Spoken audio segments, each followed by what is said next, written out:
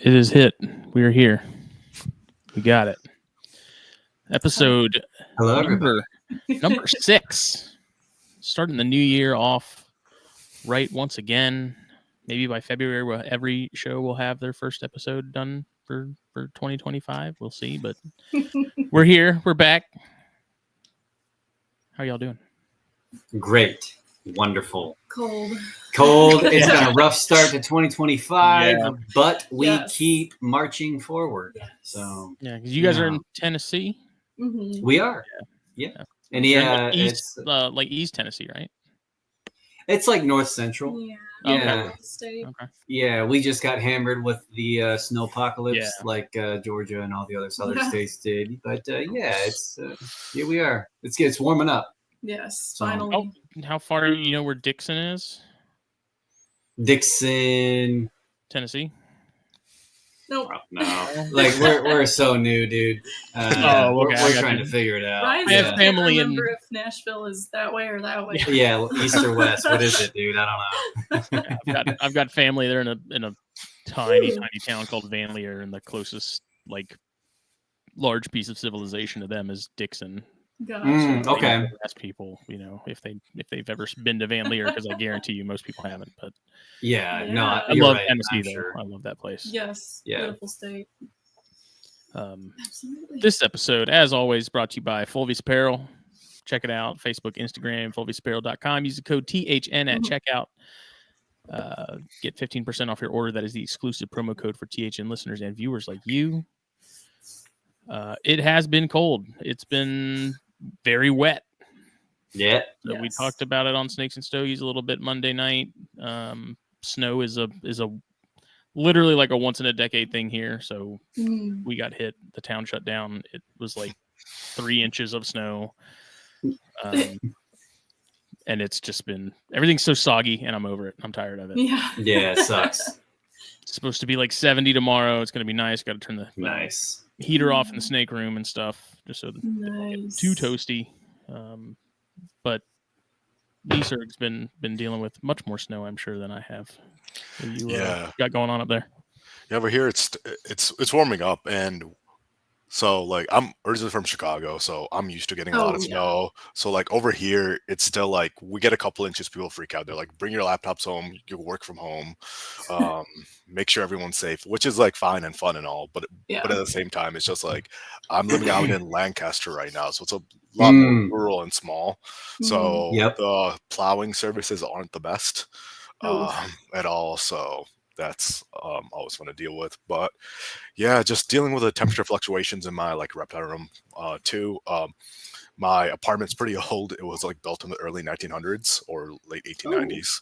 So it takes a while for it to cool down in the beginning of the winter, and right now as it warms up, it's still hugging on to the cold.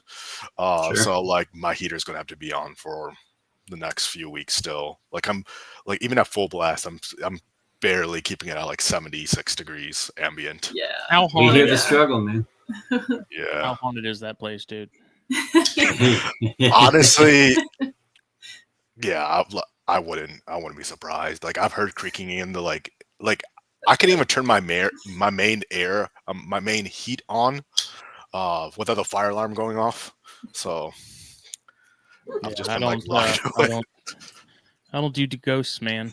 Like I love my wife and my child, but if we had a ghost and I started seeing and hearing creepy stuff, I'd be like, y'all can either come with me or you don't. But I'm out. I'm getting out of here. Yeah, basically like in all the scary movies, the brown person's out first.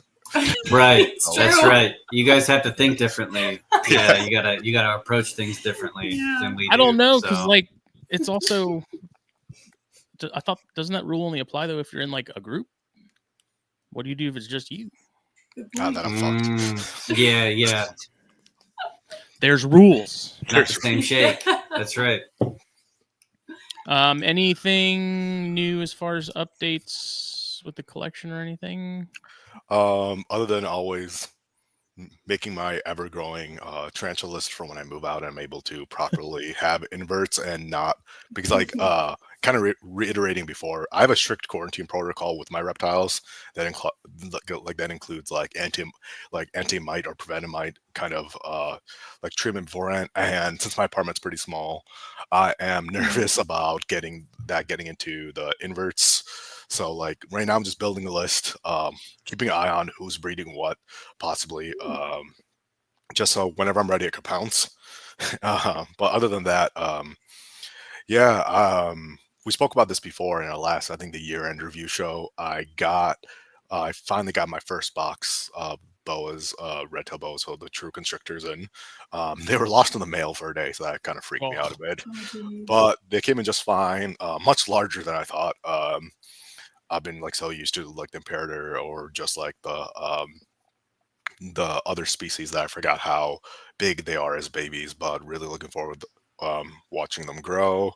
I'm ever changing the layout of my room so I can accommodate more space, and yeah, other than that, just maintaining, just watching them grow. What about you? I mean, really not a whole lot. I've had some stuff molt.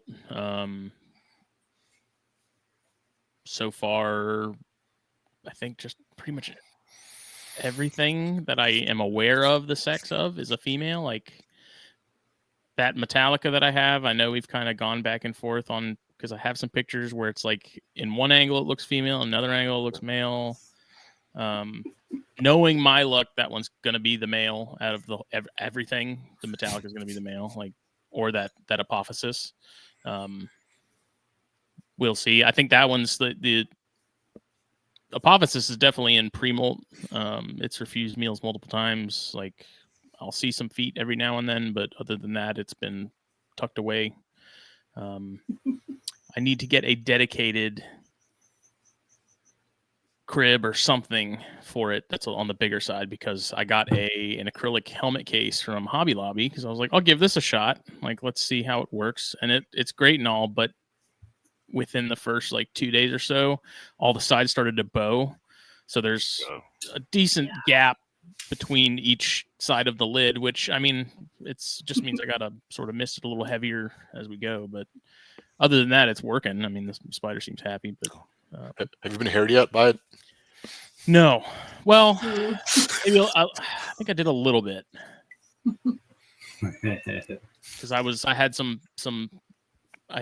initially set it up in that one enclosure that uses the the rubber bands or whatever to keep it together. With that much substrate and stuff, it wasn't working. So I was like, all right, I need to switch it to something more solid. Then we did the helmet case thing, and then it webbed a good bit initially. So I'm sure I got some on my hands or something at some point, but properly haired, no, I have not yet. Yeah, you'll know. Yeah. If it's anything like the Parahybana I had years ago, that was similar. Yeah, that was terrible. But yeah, that little thing's an absolute beast, though, man. Like when I got that, Sarg was like, "Dude, those things when they go for food, it's on." And you weren't kidding, man. I'll put it in there. Like the moment it feels something's out, that whole thing just comes shooting out the burrow. It's not like a couple of legs. It's like going for it. And I love it because it just absolutely loses it and comes out swinging. So enjoying that. That's the first Theraphosa I've kept. Nice. I haven't had any Sturmy or anything like that. Mostly because every time I saw them for sale, it was on a table at a show, and it was guaranteed to be imported and looked a little rough, so I never bothered, and frankly the bigger species never really caught my interest as much as arboreal stuff. Right. Same. Not in the good graces of Nisurgan is Formictopus and fancy higher class bigger spiders. I just like my Bacillotharia, and a Phonopelma's grown on me a lot too. I have that little Costa Rican zebra, and that is a genuinely fun spider to have. Mine's always out, and I'm enjoying it. Yeah, they're not bad. Yeah, Which is shocking to me because all the ones I've kept, I don't know about your guys' experience with them, but like mine have always been like straight burrowers for the most part. They've just like went down, and I'd only see them when they're like hungry. Yeah. Yeah, we would usually like any of those Brachypelma, Faunopelma, like you have to bait them out with heat, So yes, they burrow, but if you give them that bright light and heat, they'll come out and they do best, just like Avix do, but they do so on the ground. So you have to kind of bait them out to get them to come out. But provided if you don't see them, that doesn't mean that's a happy spider too, Yeah. So yeah. So it's fun to fish them out. Oh yeah, for sure. Yeah, but I mean, other than that, it's pretty much business as usual. Bill Bradley has another classy for me that he's got to once weather sort of clears up, because he's up your way too. He's in Pennsylvania. Once the weather stops playing, it's winter Olympic bullshit, and we'll make that happen soon, man. Because it's I'm sending him a rhino. He's sending me the classy. So nice, classy's nice. Yeah, that's become like sort of the one species that I definitely want to put a lot of focus into, and they're beautiful. And I have one right now, and it's gorgeous. Like pictures can never pick up the colors accurately. It's always, yeah. That entire genus needs more attention in the United States. Yeah. I'm not saying we're the ones to do that because it's not our thing, but somebody please focus on Brachypelma or Faunopelma, any of those. Like, come on, guys. I know what's the vendor out west that does that? Micro Wilderness? Yes. Right? Yeah, I know he's tackling a few of those. Yeah. I think he cornered the Faunopelma scene for the most part. Yeah, definitely. Yeah, which good for him. I'm glad. Yeah. So, but more efforts. Yeah, for sure. I've seen Tom Patterson bringing in a lot of the Mexican Faunopelma.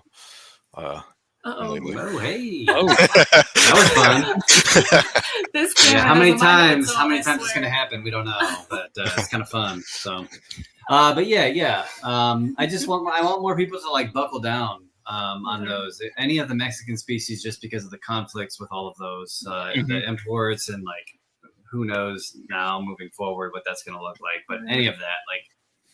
Yeah, if you like them, buckle down and like. Well, do you think the reason people haven't is mostly just because, kind of like with a lot of the just simple recessive genes and some of the snakes and stuff, like you have to wait longer to get results? I think it's that, and I also think it's so many folks import. There's like 4 or 5 big names in the United States that bring in Brachypelma in droves, and so there's no pressure or demand to do such things. It's like they're there, and then of course there's the how long it takes them to mature. So yeah, I think it's all of that. But again, if it's We'll figure it out one day, and I think unfortunately it'll be like a do or die situation. But yeah, eventually we'll get there for sure with most of this stuff. Yeah. Well, let's sort of get into the bulk of it. What's y'all's backgrounds? Sure. Absolutely. How'd you get to where you are currently as far as Marshall Arachnids? Is it y'all's full-time gig currently? Sure. Yeah. Surprisingly, it is. Yeah, it is our full-time thing, for better or for worse. I don't see how we could do this at scale or capacity because we don't have employees. It's just Jess and I. So yeah, it is our full-time thing. We moved down to Tennessee from Michigan. We are ex-zookeepers, both of us. Jess has the piece of paper that says she is a legitimate zookeeper. I'm just a schmuck that got lucky. So that's kind of like we incorporate a lot of that background knowledge into our husbandry and our approach and our, I don't know, I guess what we convey to people, is often based or rooted in that knowledge. So I personally started Marshall Arachnids as a effort to get over my arachnophobia. Shit, I don't even know when that was. I've kept spiders, tarantulas specifically. God, what was that? I gotta look at my phone. You know how when your phone reminds you of things, like when you take pictures, it's like, oh, that was about it. God, At least since- 2014, yeah, 2015. that's what I was I want gonna to say say. 2015. Yeah. Not too long, but enough. And then so fast forward, and when did we meet? We met at Detroit Zoo. 2018, I think. Okay.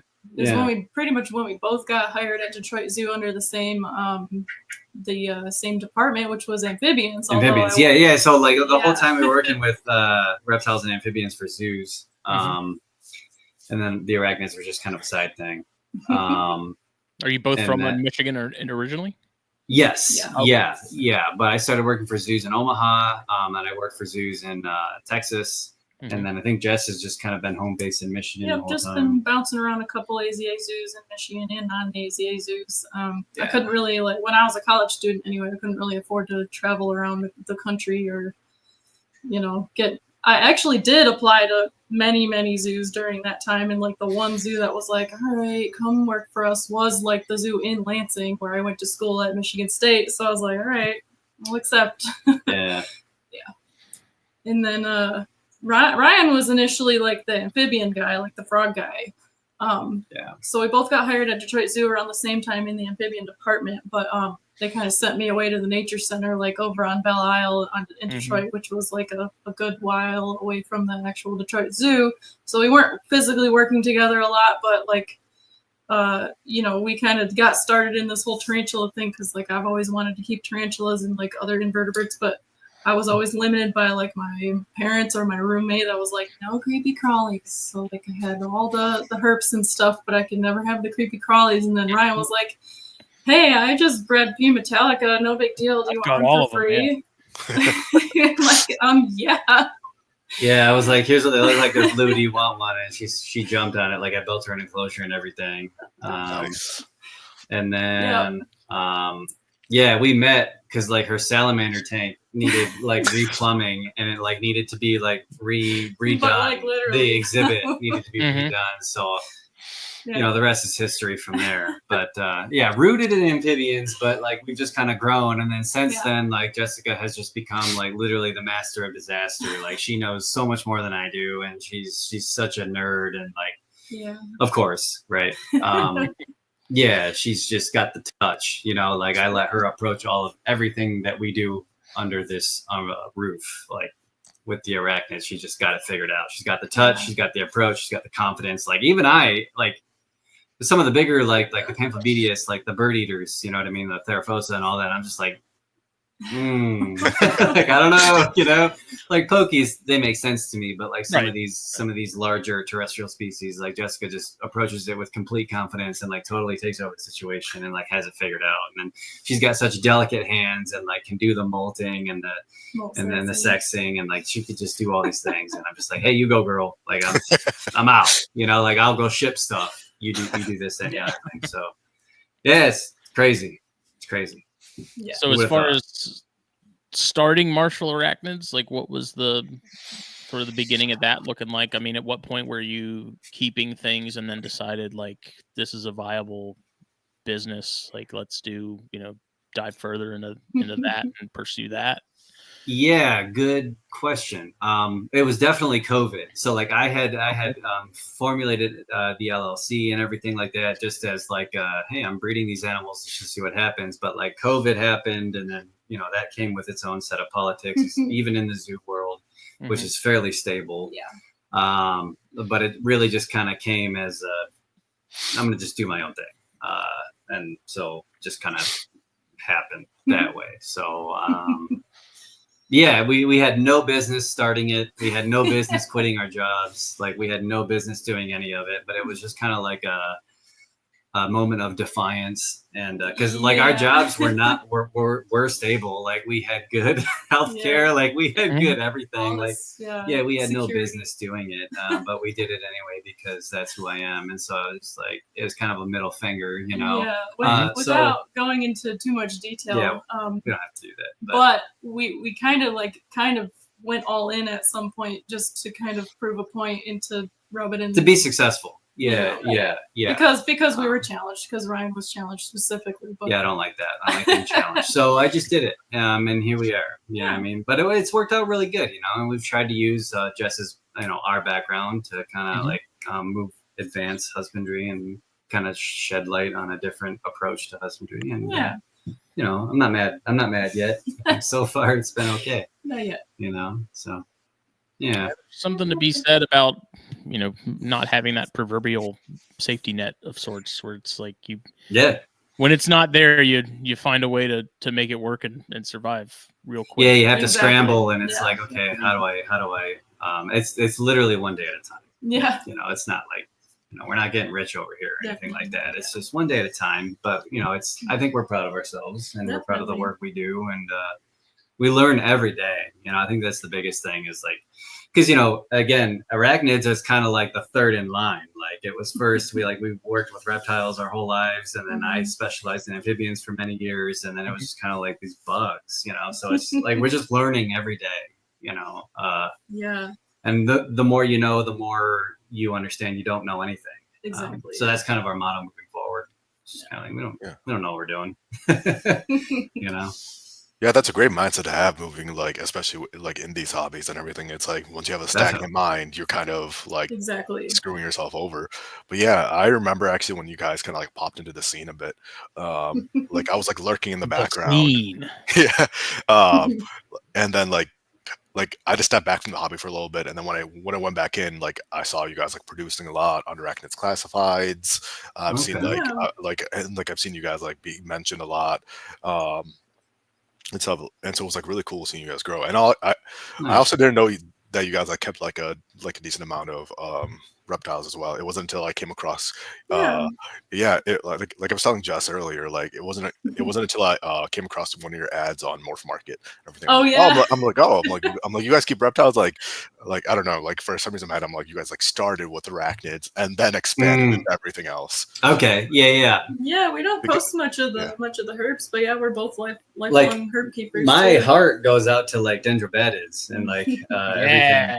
You know what I mean? Like that's literally where my heart lives, and I don't even have any dendrobatids under this roof, so it's just kind of a weird thing, like how this has evolved. But I mean, like herps are a thing, but these arachnids, like I don't know, we're just kind of like pressing our thumb forward, like let's just see what happens here. Like let's keep applying what we know to this, and it's weird. I don't know, it's weird.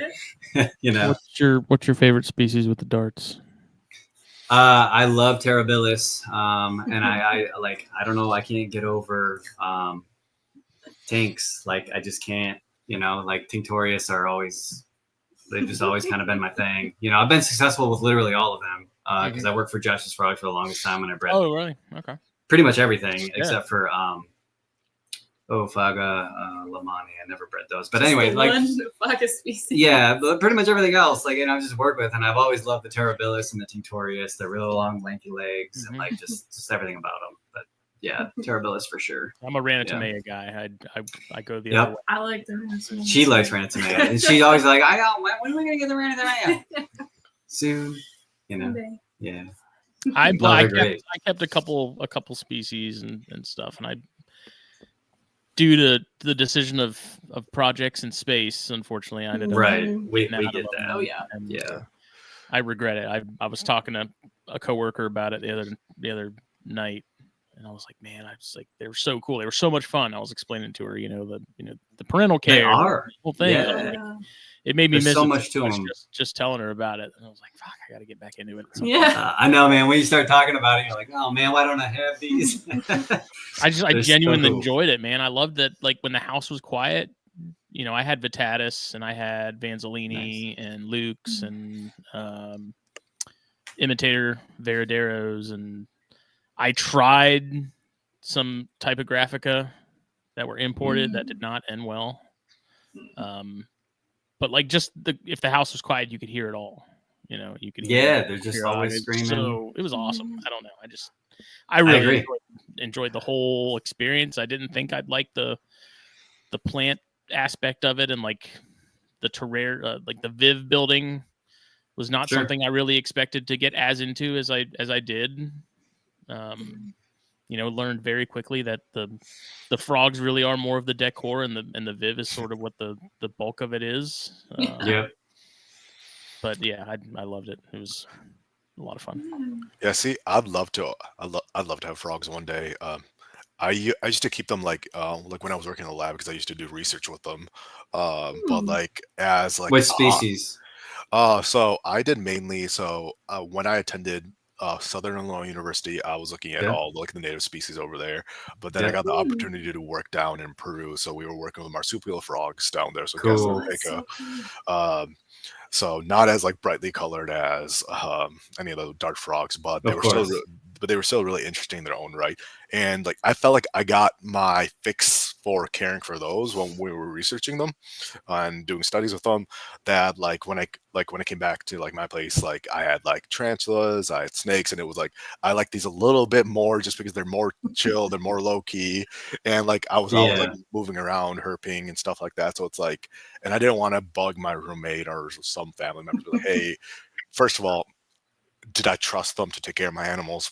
Probably not so much. Right. But one day, I follow so many of the terrarium vivarium pages that like the concept of everything is great. Like I love it. Like I love plants and everything as well. Yeah. Just like I don't know if it's gonna fit in anytime soon, just because like they do require like daily like feedings and everything. So that's just something I need to like kind of battle it out within myself to see them like, can I give them that much time? Yeah, no, I think that's great. I love that. And I think like that we've always like I can't get everything you just described and like everything with the darts and everything, like I can't get that out of my head. And then like you described, like I've done field work.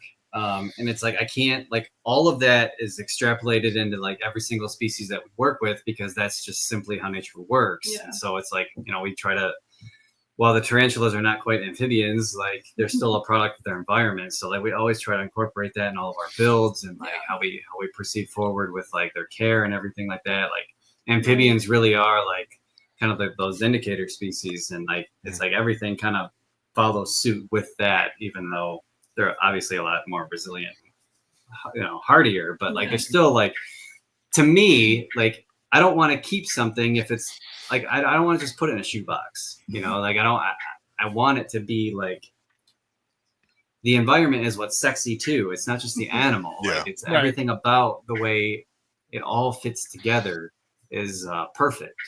And so sorry if you guys hear the frogs in the background, they're calling. But if you're wondering what that is, they're screaming. But anyway, like, so we've always tried to push that too. It's like, and I'm happy with that too. Yeah. Like I'm definitely happy with what we see out of our spiders with the treating them, approaching them as if they're amphibians. It's like, and people don't quite understand that. I think we've kind of been misunderstood in that regard. But like they still bask just like lizards do, and they appreciate these fluctuations in temperatures and humidity and all this because of course they do. Like the same products of their environment, just like amphibians are. So. Amphibians are the shit. That's what I'm trying to say. They're awesome. Yeah.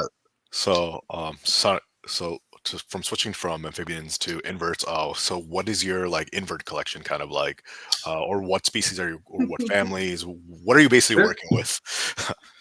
Yeah, great question. I'm mostly Avix and Pokies. It's kind of our jam. It just kind of fits the niche that we like. We've kind of figured that out. We've figured out what they like, what makes them tick.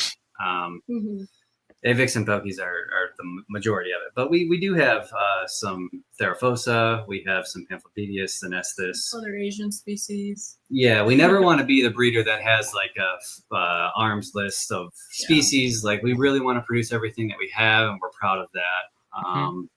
And there's a lot of things that we feel like we can't provide for, so we try to keep it really narrow. Plus we just like what we like. It's a lot of Avix and Pokies that seems to like really fit what works under this roof. And then other than the tarantulas, we have the ogre face spiders, which of course we'll delve into in a minute here. That's Ryan's little pet project or passion, I should say. But I really like mantids, although we're not even now we're kind of not in the best position to be delving too much into a lot of mantis breeding projects, but we did a really short stint with orchid mantises, had a ton of babies at one point right before we were like getting ready to move to Tennessee, so we kind of had to do this whole, well, we should probably sell everything and then move, take care of all that stuff, and then get back into them. But unfortunately, there's not a lot of people breeding them anymore. We haven't had a chance to, get a good breeding group of them anymore. But we have the ghost mantises and a few other species.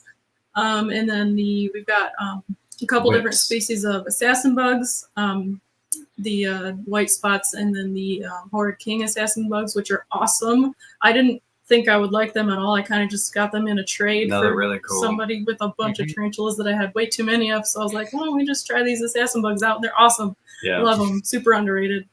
And then my personal favorite invert so far anyway is whip spiders.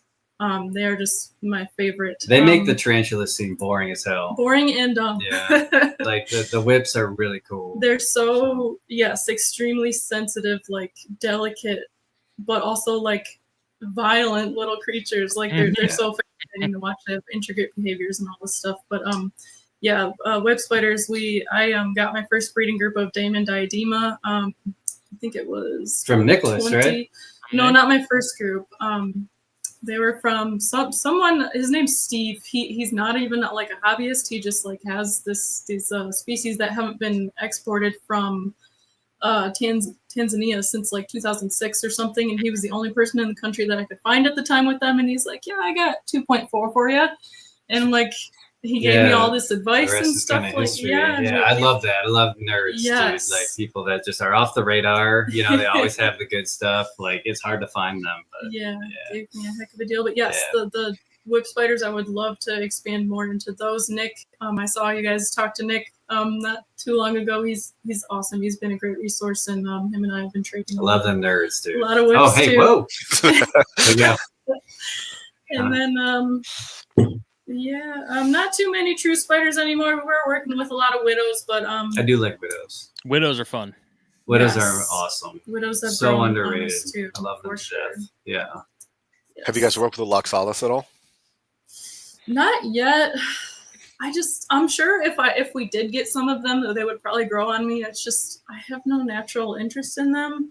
That's fair. Like I'm sure they're cool though. I like Sicarius. Sicarius were awesome. That was just another thing. Like I didn't have any natural interest in keeping them, but once again, I got a small group of them in a trade or something, and I love them. They're so neat. Like they're different niches and their behaviors and all this intricacy. It's really fun. Yeah, anything's cool if you dive into it. Honestly, definitely. And then another push for Loxalis is like you could keep them in small colonies depending on the species. Yeah. That is a draw. Yes. Yeah. It's a draw for a lot of customers too. Like everyone wants to keep things together. Yes. Kind of thing. Which normally we're like, no, stop doing that. I don't get it. But if you can do it and it seems to like make sense, then push it.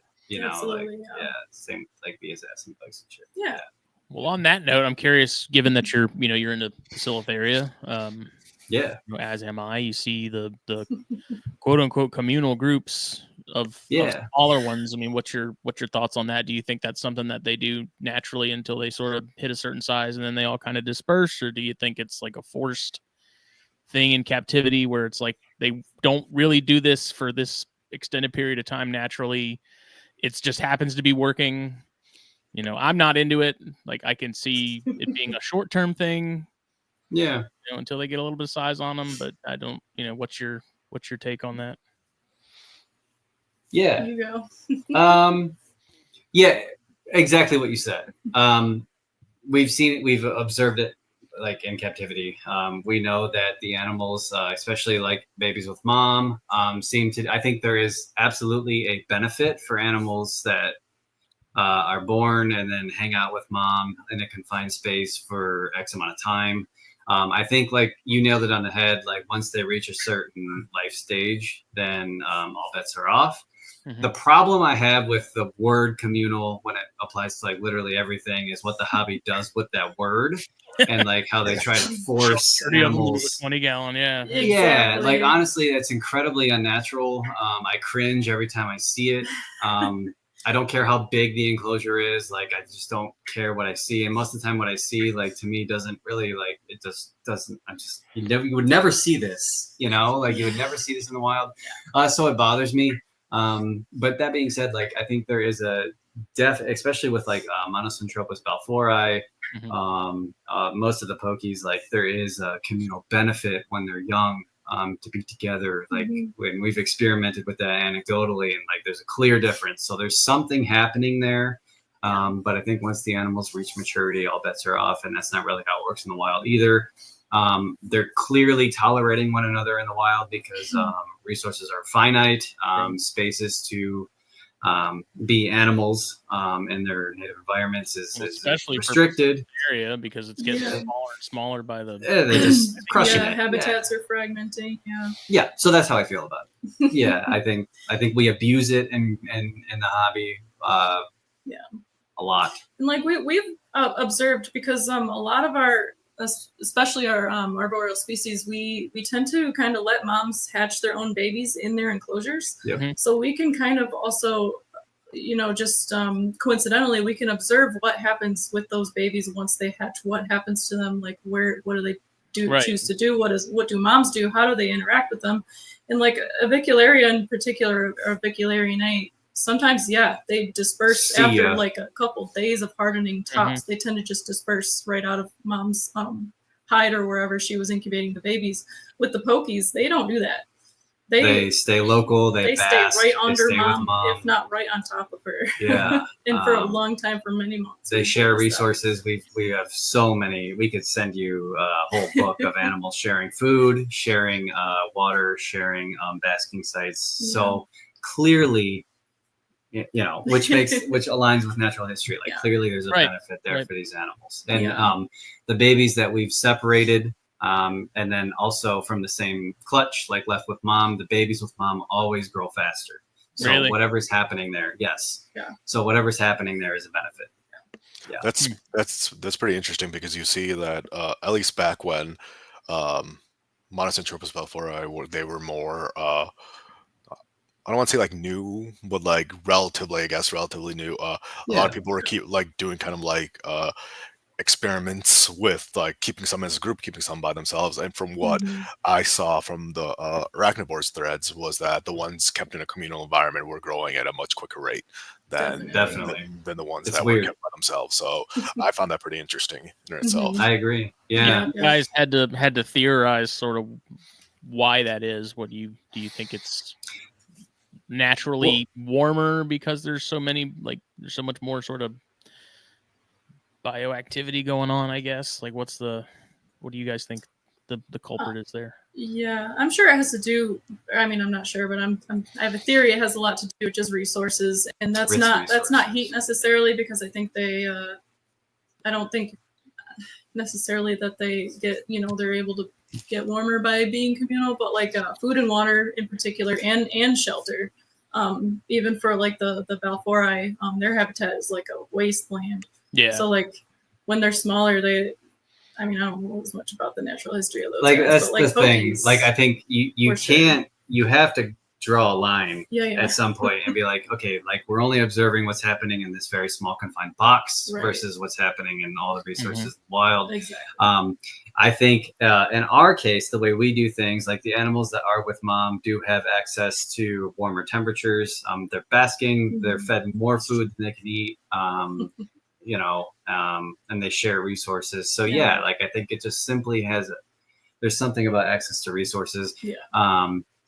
And then our babies, and we do not have an answer for this, but the babies that we leave with mom versus babies like egg sacs that we pull, the babies that are left with mom to hatch are always larger than the egg sacs that we pull and hatch artificially. So, and I don't have an answer for you with why that is, but like we've produced enough babies to be like, by far, animals that hatch with mom are larger. So not sure what that's all about. I'd imagine that's very similar to maternal incubation with pythons and stuff. You know, there's just those micro, like I guess nanoclimates almost that they can pick up on way better than we ever will. You know, resulting in something like that. Agreed. I do want to go back to one of the comments that you made that like I really did like and like really like perked me up a bit in the that like how you mentioned that what we're just observing what's happening in captivity, and that's Yeah. one thing, especially being in like academia with wildlife in the past, and just like because I did work at a zoo too, and just Yeah, I like saw that. like like hearing that that people are really quick to make assumptions, or just like people who aren't in like who don't always like aren't super familiar with wildlife or working with wildlife or researching or things along those lines. That they're basing that like, oh, it happens in captivity, so then it happens in it happens out in nature too. Right. I think someone made a comment that there hasn't been actually with Monocentropius balfouri that they haven't been. Correct me if I'm wrong, but they haven't been observed being communal in the wild. They just so they just Correct. like they just so happen to like figure that out in captivity. So it's like, are they technically communal? Because like the word Yes. communal also gets like thrown around a lot too. Right. So Yes, it's you like, nailed are it. they? You nailed it. Correct. Because another species, Pamphobedia species, Arania poido, which I saw in the wild, it's like briefly, a lot of their burrows were right on top of each other, varying sizes and everything. Obviously, like in my head, it's like I want to scream communal, but like, are they really? But like, are those burrows Right. intersecting? And like, Right. like what?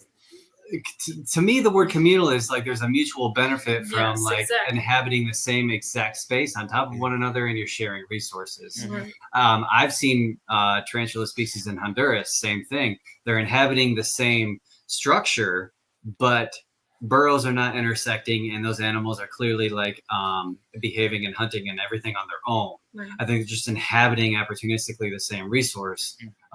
So like, is that communal? I'm not sure. Are they just tolerating each other? I'm not sure. But like, I think to say they're communal indefinitely, I think that doesn't make sense. Right. Right. To be correct. Right. Like I'm not sure. Because we're just, again, like you said, observing what happens in this very small confined space. Right. That's not the wild. Right. So yeah. Yep. Anyway, so that's how I feel about communals. It's like, yeah, maybe, probably, sure, maybe there's some benefit here, but like, yeah, I don't know. We abuse the hell out of it, and I think it's stupid, and I don't recommend it. So anyway, that's how I feel about it. But Yeah, definitely. there's definitely a draw. And I mean, I get it. I mean, I keep scorpions too, and the communal species are the most enjoyable to me. Right. Yeah, there's definitely a draw there. Like people I enjoy definitely like that. having a group of them. You know, I think it's cool to be able to keep a handful of adults and see them do their thing and have broods and everything. But you know, even in snakes, as I'm sure you guys know too, there's a lot of stuff on Facebook of, you know, I'm keeping this and this together and they're not doing well, and it's like, well, separate them. Well, I don't want to because they're, you know, they're friends. They're friends. You know, and it's they cuddle under the basking spot together. Yeah, when really it's just like, I'm gonna kill you pretty soon. Oh, hey, again. Yeah, you guys are getting too close to my face here. Oh goodness, this camera. Sorry guys, one of these days we'll fix it.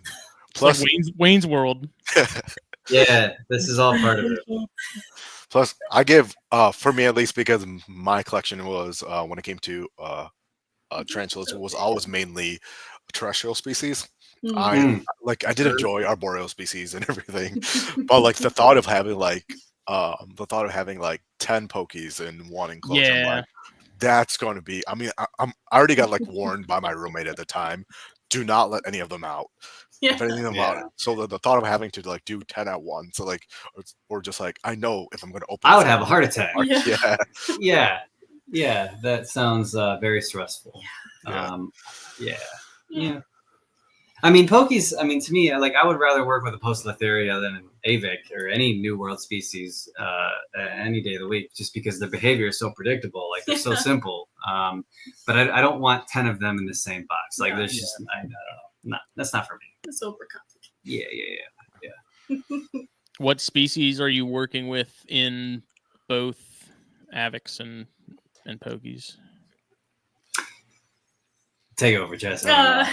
We've got we just got actually Vicularia rufa today, an adult female. And let's see, Ryan's favorite is the purpurea. We have way too many purpurea. I love that entire complex, the species purple or the Colombian purple. Yes. I can't keep up with how many purples there are. I now, know. but I love them all. Yeah. Yes, me too. Yes, we have a horde of purpurea. We just produced a sack in December, which was crazy. Tons of babies. I think we actually have a sack right behind me too in one of these tanks. But we've got morphotype 1 and morphotype 6 of the avicularia. The Eberopora diversipes, that's our other thing that we've been hoarding a million of. Yeah, we just got another pair today, actually, and a mature male. Too many things. And then we have like 7 adult female C versicolor and thousands of babies, it seems like. But yes, we really like the avicularian A.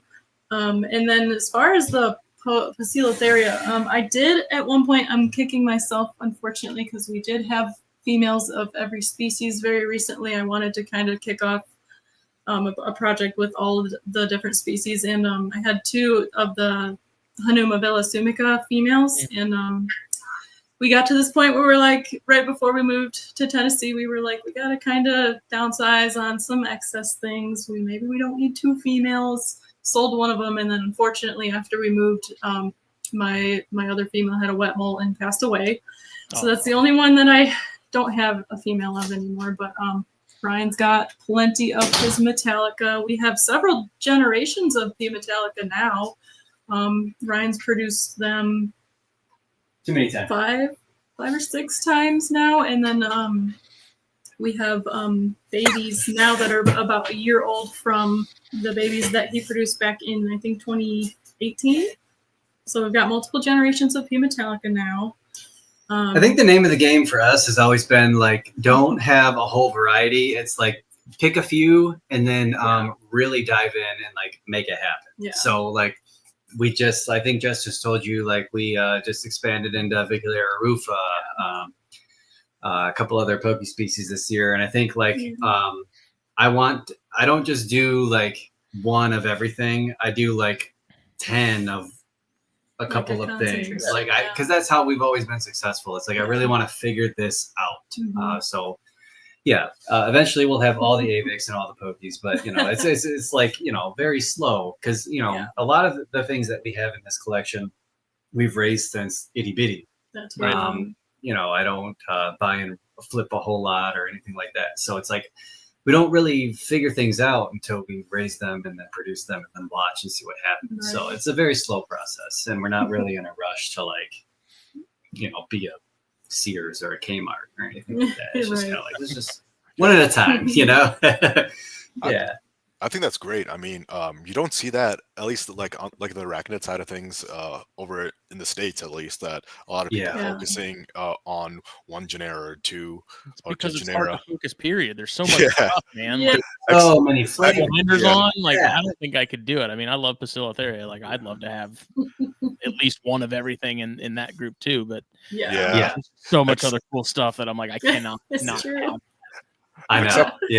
Except whenever you hop over to like Asia and then Europe, you see you see a lot of people just like focusing on 1 group. Like, like I'm still kind of sad we don't have like a Pamphobeteus person in the United States. Right? We were just talking about that. Sorry, guys, we're fixing this once again. We were just talking about that. Like, we need more of that. Someone who I'm friends with, I haven't spoken to him in a while, but like he was making quite a bit of headway with Xenestus and Pamphobeteus. Alex Fisher. Yeah. We know. Yeah. He was like, what happened to him? I think school just caught up with him, and he was like got super busy. And then I know I don't know if he keeps anymore, but like he successfully bred. I think he was the first person to breed Xenestus species blue in the States. Yeah, I thought and people like, because I don't know what it is with well, I know why, but it's kind of like disheartening, like over like the major breeders in Europe back in the like 10 or so years ago. I don't know if it's changed so much. They're very like closed-lipped about what breeding Yes. conditions Definitely. with that. Ooh, don't And, even like, get me started, yeah. bro. And like Yeah. and like I get it, you don't want to lose your customer base, but at the same time, do you want to lose some of these species because we're bringing in No, man, middle finger. Like Yeah. I hate that. Like I'll never say I get it and I understand. Like no, Yeah. no, man. Yeah. Like, and you're right. Over there, they are the same because I reached out almost frantically about like Birupees when that was a whole thing, which we could talk about the legality and all the garbage of that. But and they were just like, no, like you're gonna have to spend X amount of money with me before you get this information. And I'm like, yo. Middle finger to Yeah. you, dude. Like Yeah, like- that's terrible. I would never do that. And Like, across the freaking world. What do you? Yeah. Like, yeah. Right. And then that's what I'm kind of like annoyed about because like even now you don't see it's like we brought in a bunch of like true Insignis, Negri color, Aphanus 2, and you see all these new like species of Pamphibidius coming into the hobby. Like Spider Shop has some new ones that I have never freaking heard of. Yeah. And a I couple know. others, It seems but to happen every other month. It's like, Yeah, what is and that? and it's like, oh, I want to hop on them, but at the same time, when's the next time I'm going to get any? Because like Yeah. because like I can afford to buy like a 5 lot of like $170 spider, Right. and then for them all to turn out male, or like even if I have like 3 females and 2 males, just trying to like slow down the males and everything, it's just like Yeah. it's not going to be the best feeling, but Right. But I did want to ask your experience with Purpurea, seeing as you guys just like produce them. Do you Keep going. Keep going. Start Keep throwing going. up gang signs again, Ryan. It'll back up. I know, man. It's like, yo, did keep you going. guys find Ignore them? us. Do like the Illuminati thing with the triangle. Yeah, yo. Did you guys find those that species or that like whole purple complex to be one of the more slower growing of the Avix? Yes. so, yeah. Yes, but like not I mean a lot of the other aviculary species we've raised from slings, I haven't found any of them to be particularly fast. Maybe like Minitrix, and that might be related to the fact that they are only like 3 inches at their max size. But a lot of the other aviculary species kind of took a long time to mature for us, but Purpurea for sure. And it's interesting because we keep our animals so much warmer than I would say like 90% of the hobby does. Like they're hot. Yeah. Even the babies, very warm. And they still take their time. So Yeah. yes. Yeah, What- definitely Absolutely. slower. What temps do you keep them, or do you keep them at like, or do you have like a high elevation or do you have like high elevation species you keep at one temp, and then just like the tropics or something, and you know what I mean? Like I do. Yeah. No, definitely. We definitely the Highland species. Highland species are unique in the sense that like people don't really understand how Highland works. Like, and there's like bull and eye, like in the pythons, like people and what's that? The mossy frog, cortical. Like people don't understand how Highland species work. Highland climates. Yeah, Highland climates. Like the air is cool, the moisture is very high, but they have very intense exposure to UV and like very intense exposure to heat. So it's like, yes, the air is cool, but the animals still thermal regulate with like very intense measures of heat. So we do the same thing with our Highland species of spiders. It's like, yes, they're on the bottom shelf, like close to the concrete, very cool, but they still have access to like really intense beams of heat. So yes, we do that, but specifically the Purpurea, it's very high humidity because they're more lowland forests. High humidity, and then like pretty hot. 80, 85, like minimum. Yeah. they can tolerate temps low at night. And we let them do that sometimes, especially this time of year. But the next day, like we're getting back up to those mid 80s. Yeah. Very humid. Interesting story with our most recent brooding female. Purpurea, yes. Yeah. She actually she has this really small cork tube in her tank. She has a really big one that she can go into if she wants to, but she loves this really tiny cork tube in her enclosure, and it's maybe 6 or 8 inches away from the top of her enclosure. And about 30-40 days into her incubation cycle with her eggs, she actually came all the way out of her cord tube that was sealed off with web, and she brought her egg sac all the way out and put it like right up under the light that is on top of her heat lamp, a specific heat lamp. Well, no, we didn't have a heat lamp on it yet, but we had a grow light, which only increased the temperature maybe 5 degrees from where she had the sac before. Right. So that was an obvious sign that she was like, I need more heat. Like, we need to raise the temperature of these. That's what happened. So immediately we were like, we gotta give her more heat, and we put a heat lamp on her, and she presented it right in the center of that beam of light for like several days. Yep. And then like 48 hours, and then after that it was like what, a week? Yeah. And then it was like babies everywhere. Boom. You know. But yeah, we positioned it so that it wasn't directly on top of her cord tube that she was brooding in before. It was kind of like off to the side, but it was still heating up that space, and she brought it right back into there and let them hatch in there. So that was a very clear sign that she was seeking out warmer temperatures. Which we kind of put together. It's like she knew that those animals were about to molt. Like they're going through that process, right? Yep. So they're going to the next stage. Like she somehow knew that, because if you do the math, like it all just like lines up perfectly. She knew that it was like, they need this. Give it to them, you know. And good thing we did, because it was just like we had a whole bunch of babies hatch. Like it was like it all just lined up perfect. Mm-hmm. So once again, man, mom is so much. They're so much more clued into those invisible 100%. parameters that we.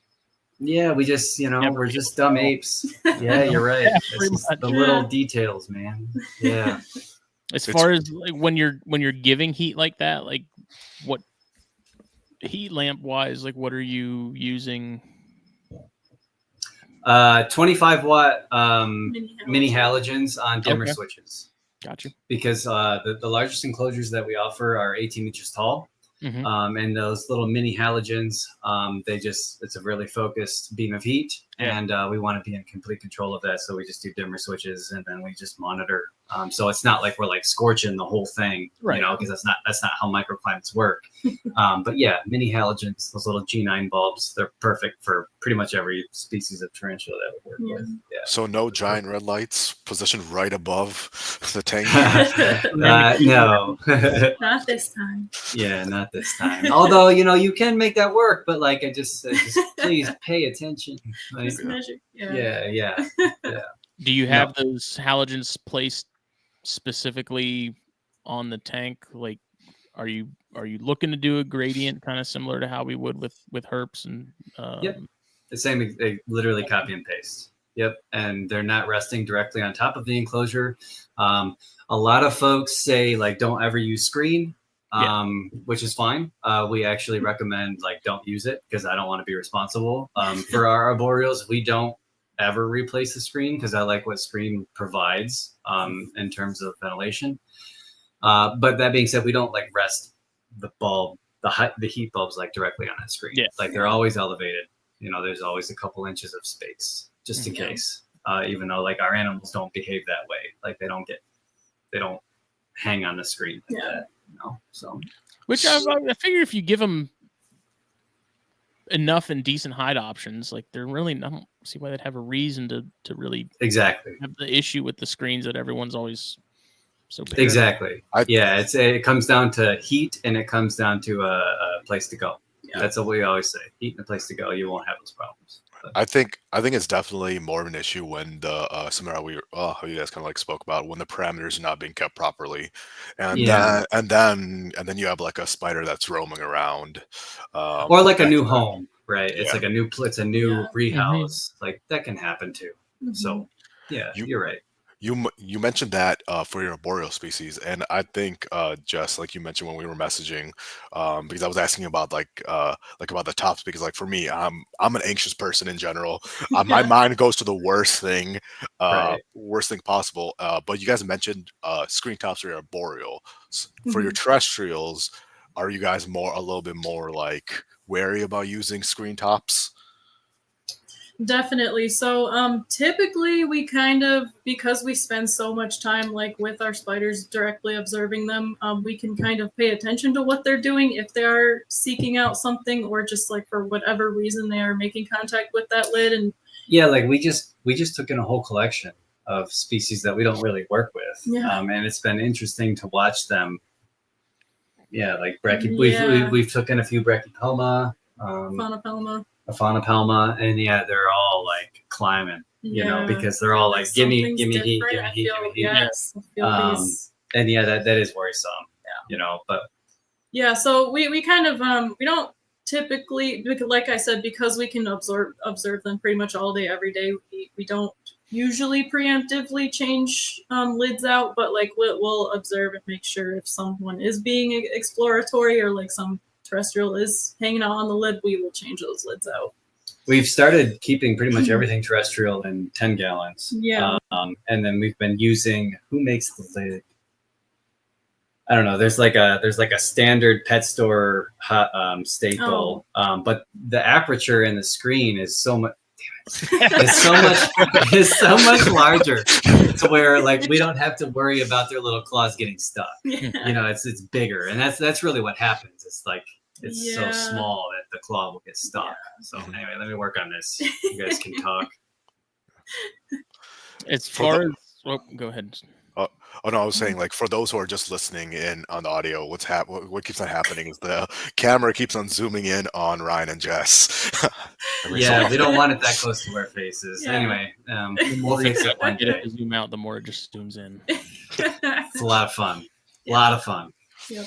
Anyway. Between the Avicularia and Poecilotheria, I don't know. I hear a lot, and I have over the years, as far as Avicularia slings being considerably more delicate. Yep. Do you guys find that to be the case overall with that genus? And then how about breeding wise? Do you find those egg sacs to be more delicate than the Poecilotheria, or vice versa, or pretty similar? I would say about the same. Yeah. I've never really compared them that way, but don't understand. Hold on, let me back up. We do understand where the confusion comes from when it comes to keeping AVIX and things like that. The reputation. Yeah, but to us, they're bulletproof. Like we can't kill them. And it's you know what I mean? Like they're so simple. Yeah, like even if we want, like they're just so simple and straightforward. And that's just, I think, again, like it's just adapted to our keeping style. They just like a warm and humid. Like it's very simple. Yeah. Hopefully that answers your question. Do you think people are providing both of those parameters correctly? And also airflow. Airflow is another big thing. Yeah, like the air needs to move. Yeah. You need to have good gas exchange. To understand how bookworms work. But yeah, they're so simple, and especially pokies. Like pokies, I would say even more so than AVIX, because AVIX, where they're from, it's very like the temperatures and the climate is so stable and consistent all throughout the year. Like pokies do this, and so pokies naturally even more resilient. If you're killing pokies, you back up. Like you're doing something very wrong. That's how. Yeah, they're like. That's why we've just really like dialed it in. Like we just like really figured it out, and that's why like those two that was just like firing on all cylinders with those species. I think it's very simple and straightforward. Yeah. I think with AVIX, what contributed to the whole SADS or sudden AVIX death syndrome or whatever that acronym was, was that a lot of people were going to Petco and PetSmart where they've just been like getting mass imports from them in the wild, and they'd be like, "Oh, let me take this like obviously dying." I'm gonna say the whole rescuing things from Petco and PetSmart. I have my own thoughts, but just them just like dying and everything contributed to the whole hysteria of, oh my god, what kind of like. Since I never kept them heavily, I never wanted to chime in on anything. Similar to how you mentioned before, I don't want to be the reason why someone's pointing their fingers at me why their spider died. But also, it's just like I never understood the whole. Oh, it's an avicularia; they die sometimes. It just happens. Yeah, I'm like, I don't think that's true. Otherwise, we're seeing them a whole lot in the wild. But I also don't. I haven't kept many of the species. I didn't want to like say something. Yeah, and be, like, jumped on. yeah. What leg do I have to stand on? Yeah, and you're right, and that's why we feel so confident, so bold, I guess, to say like not at all. That's not how that works. Just because we've made so many of them, you know. I mean, it's like can't kill them, Right. you know. So if one dies, one, and you know we make hundreds every year. It's like what happened, you know? Yeah. So yeah, I think it's just there's just specific things, and you know, there's a whole lot of information out there that's dated, and when you Google pink toe or avicularia, you know, you get this. You know, you get that, you know, and so yeah, and it's just like, you know, we always advocate like, no, guys, it's the nuance, it's the details. Like you need to pay attention. It's not hard. It's just very specific. Like keep them warm, like you would a reptile. Like let the air move, and then do mist them. You know, droplets and moisture is more important than a water dish. Like those are triggers for spiders, you know, that live in the rainforest, you know. So it's just little things like that, you know. That's what's important for a lot of these tropical. Very reminiscent of green tree pythons, because very much so. The same thing there too. It's like they are literally like word for word. Yes. If you just give them what they need. Like, it's so simple. Like I remember getting into green trees and being like, oh man, these guys are gonna be tough. And then I get them and I'm like, these are probably some of the easiest snakes I've ever kept. They're so simple. Yeah, they drink off their scales. They like to pass. Yeah, it's like hot, cold, and then they're just gonna move in between. You know, it's I'm not hot and cold, but you know what I mean. It's like they're just thermoregulatory little beasts. You know, tarantulas are no different. Yeah. I've never kept a green tree python. I have no interest in keeping a green snake on a stick. But that's so cool, man. You're missing out, but they are. I mean, they are also probably some of the most boring snakes I've ever kept. They're so boring. I've got a group of them. I love them, but yeah, they are. If you want something exciting that's gonna like do shit, that ain't it. Yeah. But like I know I kept a lot of like back in the day, I kept a lot of like true constrictors, and even now it's like people are always like, and I was talking to someone recently about it. The whole they're prone to regurgitation. They're prone to do this. I'm like, I've never had red tail regurgitate. I've had like imperator like one time I accidentally like only had like a larger size prey item, and it was baby, and I learned from my mistake way back when. But even now, I was talking to him and he's like, I keep mine ambient, and he's like, I fed them whatever size I have and they've been fine. He's like, I've never heard of this regurgitating thing. He's like, I produced hundreds of them, never had one like regurgitate. So it's like some of those things. It's like we need to unlearn some of the nuance. I mean, like we got past using. Well, I wasn't in the hobby back then when this was using vermiculite as a substrate. Right. Yeah. Thank goodness. Yeah. I don't know how anyone could even do that in the first place, because I hate using that stuff for eggs. It sticks to everything. It's horrendous. It's like freaking glitter. It's not me. When I first started keeping, like back when I was like way back when, and I was like mixing it barehanded in my room and everything, and they were like, make sure not to inhale the fume, inhale the dust. It's in my mouth, man. Stuff sucks. So curious take, because I remember, I think it was 2018 when someone I forgot who keeping Avix over water. Really? Do you? Yeah. That like I don't know if people still do that, or that was just like a fad at that time. I think it was a fad. But like a lot of people like switched, just like to keep them over water. They're like they keep the humidity up and everything, and like you don't have to worry about like misting them or doing anything. Then God, humidity. This is what I hate about husbandry. I'm not even talking about like invertebrate husbandry, just like herp husbandry in general. It's like, why does it have to be if not A then B, if not black then white? Like it's just got to be this like fucking crazy. Anyway, yes, there is definitely at least one person in the hobby who used to breed a ton of Avix, and I'm not they used to say a lot. I'm not going to name them because whatever, but they used to say that they had a lot of success, and I've actually gotten AVIC slings from them that they produced, and I'm sure they still keep a lot of avicularian over water. But well, here's the other thing too. Like, we've worked with people who have done surveys in Peru, and like they'll send us. My buddy in particular has sent me photos of AVICs over water eating tadpoles, eating frogs. So like, okay, like clearly they're inhabiting trees that like are bordering like water sources, you know, so, you know, maybe that could be an influence. I don't know. I have a feeling it was a little more simplistic than that in the hobby. It was like, oh, it's all water. I don't have to mist them. Yeah. You know, something like that. Don't do that for anyone listening. I don't recommend that. But what I think, I get the logic, you know, and on paper it makes sense, but it's like, yeah, and I think what that does point out too, because people are like, then now here's the black. Don't mist ever. Don't keep them on dry coconut fiber. Don't ever mist because it kills them. Right. So like that's the black, and then that was, you know, the white. So it's like, what that tells you is it's not what you think it is that is harming the animals. Like, you know what I mean? It's not the water. It's stagnant air conditions. You know what I mean? Mixed with probably bacterial growth and shit like that. So it's like but again, it's like really trying to explain that to folks. Like, it's not the water, guys. It's not, you know. Right. Yeah. So does that answer your question?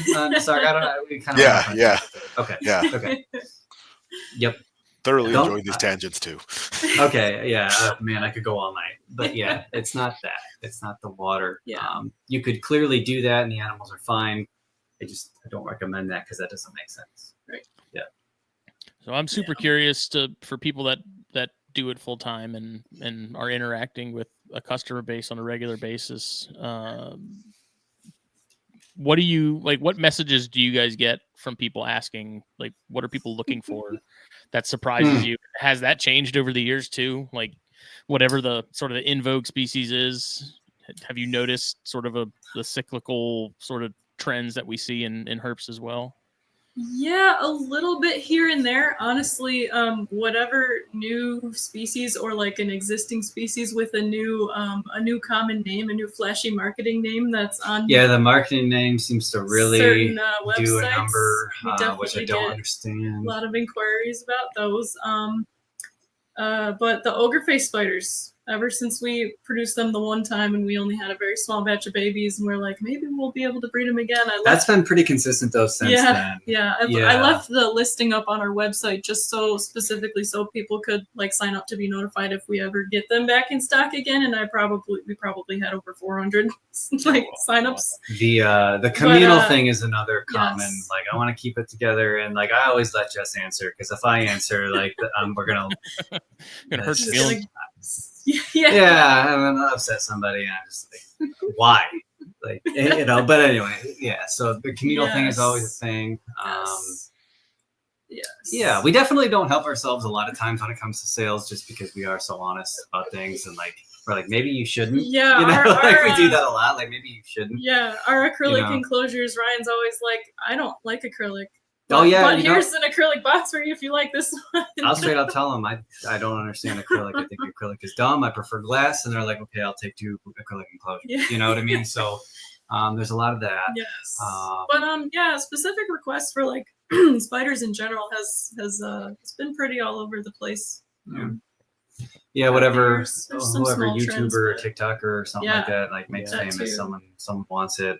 Anytime, but like jumping spiders were a huge thing. Yeah. So much so that we got out of jumping spiders just because it was like, okay, you guys got this. You got it figured out. Like we bred jumping spiders when it was a problem. Yeah. As far as wild caught collection goes, and then once that took off, we were like, we can step away from that. Like, there's no need for that. It kind of like evolved into its own crazy thing. I did not. Those and isopods were not on on my bingo card of things to take off in popularity. Isopods. And going to Daytona last year and seeing that there's literal whole tables of nothing but jumping spiders and jumping spider supplies. It's like okay. All right, we're gonna back away. Yeah. Which, I mean, it's like, Nothing against it. It's kind of, I'm torn on it because it's like it's kind of goofy and it's sort of in the the beardy mom realm of things in terms of like all the little decor and like Polly Pocket bullshit that you cage, but that also probably got a lot of people into arachnids, just like with ball pythons, you nailed it. Got people, it got the foot in the door for a lot of people. So overall is a net gain, I'm sure. But definitely, I will say the one thing, like, so coming from more of like a science standpoint, I love anything that brings people into the hobby. If people like snakes, they get ball pythons to get over their fear of snakes. That's great. Please expand it outside of ball pythons. Same thing with jumpers and everything. Or Salticidae in general. Like, I'm grateful for what they bring in, but one thing with them is, like, I have a lot of non like reptile or arachnid friends who sometimes got them. And there was like, oh my god, he's so happy, she's so happy. I'm like, please don't anthropomorphize. Don't let those giant eyes. It's like, and I get it. I get it. Like, some people do, and it's perfectly okay. Most thing, but like, it's not my it's not my thing, and I'm getting better at just letting it go. No, you nailed it. That's why we walked away from it. We're like, oh, this is gonna get weird. Like, we're gonna walk away from it. Like, leave the hamster thing to like the people who really love the hamster thing, and like we're just gonna not, because we're all about natural textures, and like, leave the damn spider alone. It's a little predator. Like, it's like, leave it alone. It doesn't care that you gave it a chair. Correct. Like, just leave it alone. Yes, and we have gotten a lot, like we were talking about, people getting into the hobby. Like, jumping spiders are definitely like a gateway arachnid, for sure. Like you said. But we have also been on the end of, we've had some customers that are like, oh, I got my first jumping spider like a couple months ago. I love it so much. I want to get my first tarantula. So there have been a lot of unfortunate like realities that we've kind of had to communicate to people, like, tarantula is not a jumping spider. It's not going to come with a pedigree. I'm ready for that feather leg. Yes. Well, it's just a very like, and we're like not the best because we're so matter of fact, and it's like, don't do that.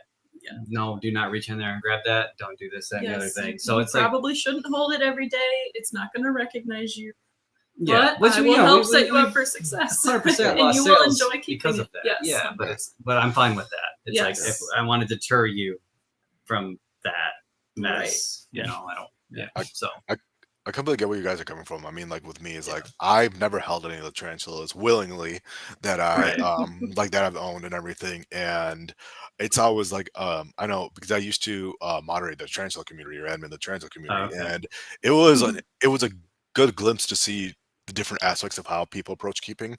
And like, I remember, like, I was explaining to people like, oh, like, my Vagins was so nice. One, like, it was so happy and nice. One molt, then it molted, being the spawn of the devil. And it's just like, I mean, like, these are not like, they're not like dogs or cats. They don't get anything. They don't get anything from us handling them. If anything, it's like more of a issue. Like if you accidentally drop them. I mean, like, I completely see the like the pros of handling them. I mean, oddly enough, I've handled wild tarantulas I've come across and everything. Not so much any of the ones I've had, but just like doing outreach events, like with some like wild tarantulas, doing that stuff. I definitely get the appeal for that. And honestly, that's why I'm here. That's why we're here. I held one when I was afraid of them, and that's why I'm here. Like, you know what I mean? It changed my mind, but I'm still like, I can't advocate for that too. You know what I mean? I'm just like, I get it, but that's at your discretion. Like, you have to understand that's not what the spider wants at all. That's a selfish act, and you got to be careful. Yeah, right? You know what I mean? And be prepared for a bite. Like worst sure. So similar to what, like, whenever like I have friends come over that want to handle snakes, it's like, just heads up, this is not like your dog. I'm like, well, it can be like your dog. I don't know. I've never had dogs before, but just like, the snake can bite you. Yeah, it's never been in me, and I'm like, and I'm keen on looking at its body, like their body movements and everything. You can't really do as much with a tarantula. Right. Just don't breathe on it. Yeah. Right. Yeah. And they're like, what do you mean? Don't blow on it too hard. What was the first species you got that you used to sort of get over that arachnid? Well, so I held ex-partner of mine. I held a Murnus, skeleton leg tarantula. Okay. They were going to say Pteronoclus. Yeah, I know. Yeah, I was going to like, damn. Yeah. I mean, might as well. I mean, I've never met a really nice Ephebopus, but yeah, that's true. and I didn't know what was what. I was just like, I was amazed at how gentle it was and how it wasn't hurting me. You know, I probably was not very comfortable, but at that time I was just like, wow. You know, like I was very scared. But I was just, you know, so then after that I spiraled, and then I saw the blue one, and that's how it started. I was like, Metallica, like, is that a real animal? Yes, but you know, and then at the time I was in the zookeeping, and it was like, they can't be bred, they're really difficult, you know, and I was like, that's the one. So I just dove at first, and that's kind of like how she got into it too. But yeah, it was the skeleton leg. I held one of those. So yeah. Are the Metallica and the rest was that. Your favorite pokies? Yeah, for sure. Yeah, I've got their marking. I don't know. I've got their markings on my. See, why does everyone have a Metallica? That everyone wants to tattoo. Boom. That's so cool. Yeah, I mean, it changed my life. I could not, you know, like, they're awesome. They're like, that's an incredible animal. Like, I think most people are like, you know, even Andrew Smith. It's just like, look at that thing. You know, like, that's a real thing. You know, I don't know. I get it. I'm the only Indian ornamental you need in your life. Hey, Regalis are very, very, very close second. Perfect. I love Regalis. Speaking of Metallica, were you around when the whole, like, quote unquote black Metallica came, like, which turned out to be just an old female, but like someone was like saying there's a black bear, and they were trying to sell one for like an absorbent amount of money. So that I wasn't aware of. When I first started seeing that, I'm like, well, my animals are black. You know what I mean? Because like I had raised them from, you know, so to me I was like, it's just what they do. But that doesn't surprise me. And I think I had seen people commenting like jokes, jokes about that, and I was like, oh, that's funny, you know. But like, I think it went over my head. I was like, that's stupid, you know. But I thought people were just being funny, you know. But I'm sure, Black Shadow more for whatever dumb shit, you know. Yeah. You guys have had Rufalata for sale for a while, I've noticed, because that's one species that I've not kept as far as Bacillotharia goes. Oh my gosh! Nice, yeah, you got to do that. So I've always heard that Rufalata, as far as pokies go, are definitely a little more high strung. Has that been your experience with Rufalata specifically? Not really. No. We got about 70 slings from our past sack, and we've held on to most of them. I've probably got at least a couple dozen still. They grow like weeds, and that's the only the biggest difference between other species we've raised before. They're huge already, and they like double in size every time they molt, but they're still fairly easy to work with. I love working with pokies in any capacity when I have to pack them up for shipping or rehouse them, because they're just the best. They're so predictable. Like, we seem to kind of understand each other's vibes, so like they don't tend to like freak out or anything like other species. Sometimes they're like great. Multi-species. I think the biggest thing is like they're very large. They're large animals, and you have to give them space. If you don't give them space and you don't give them that proper like big round hollow to dart into, because they're big, they're very long.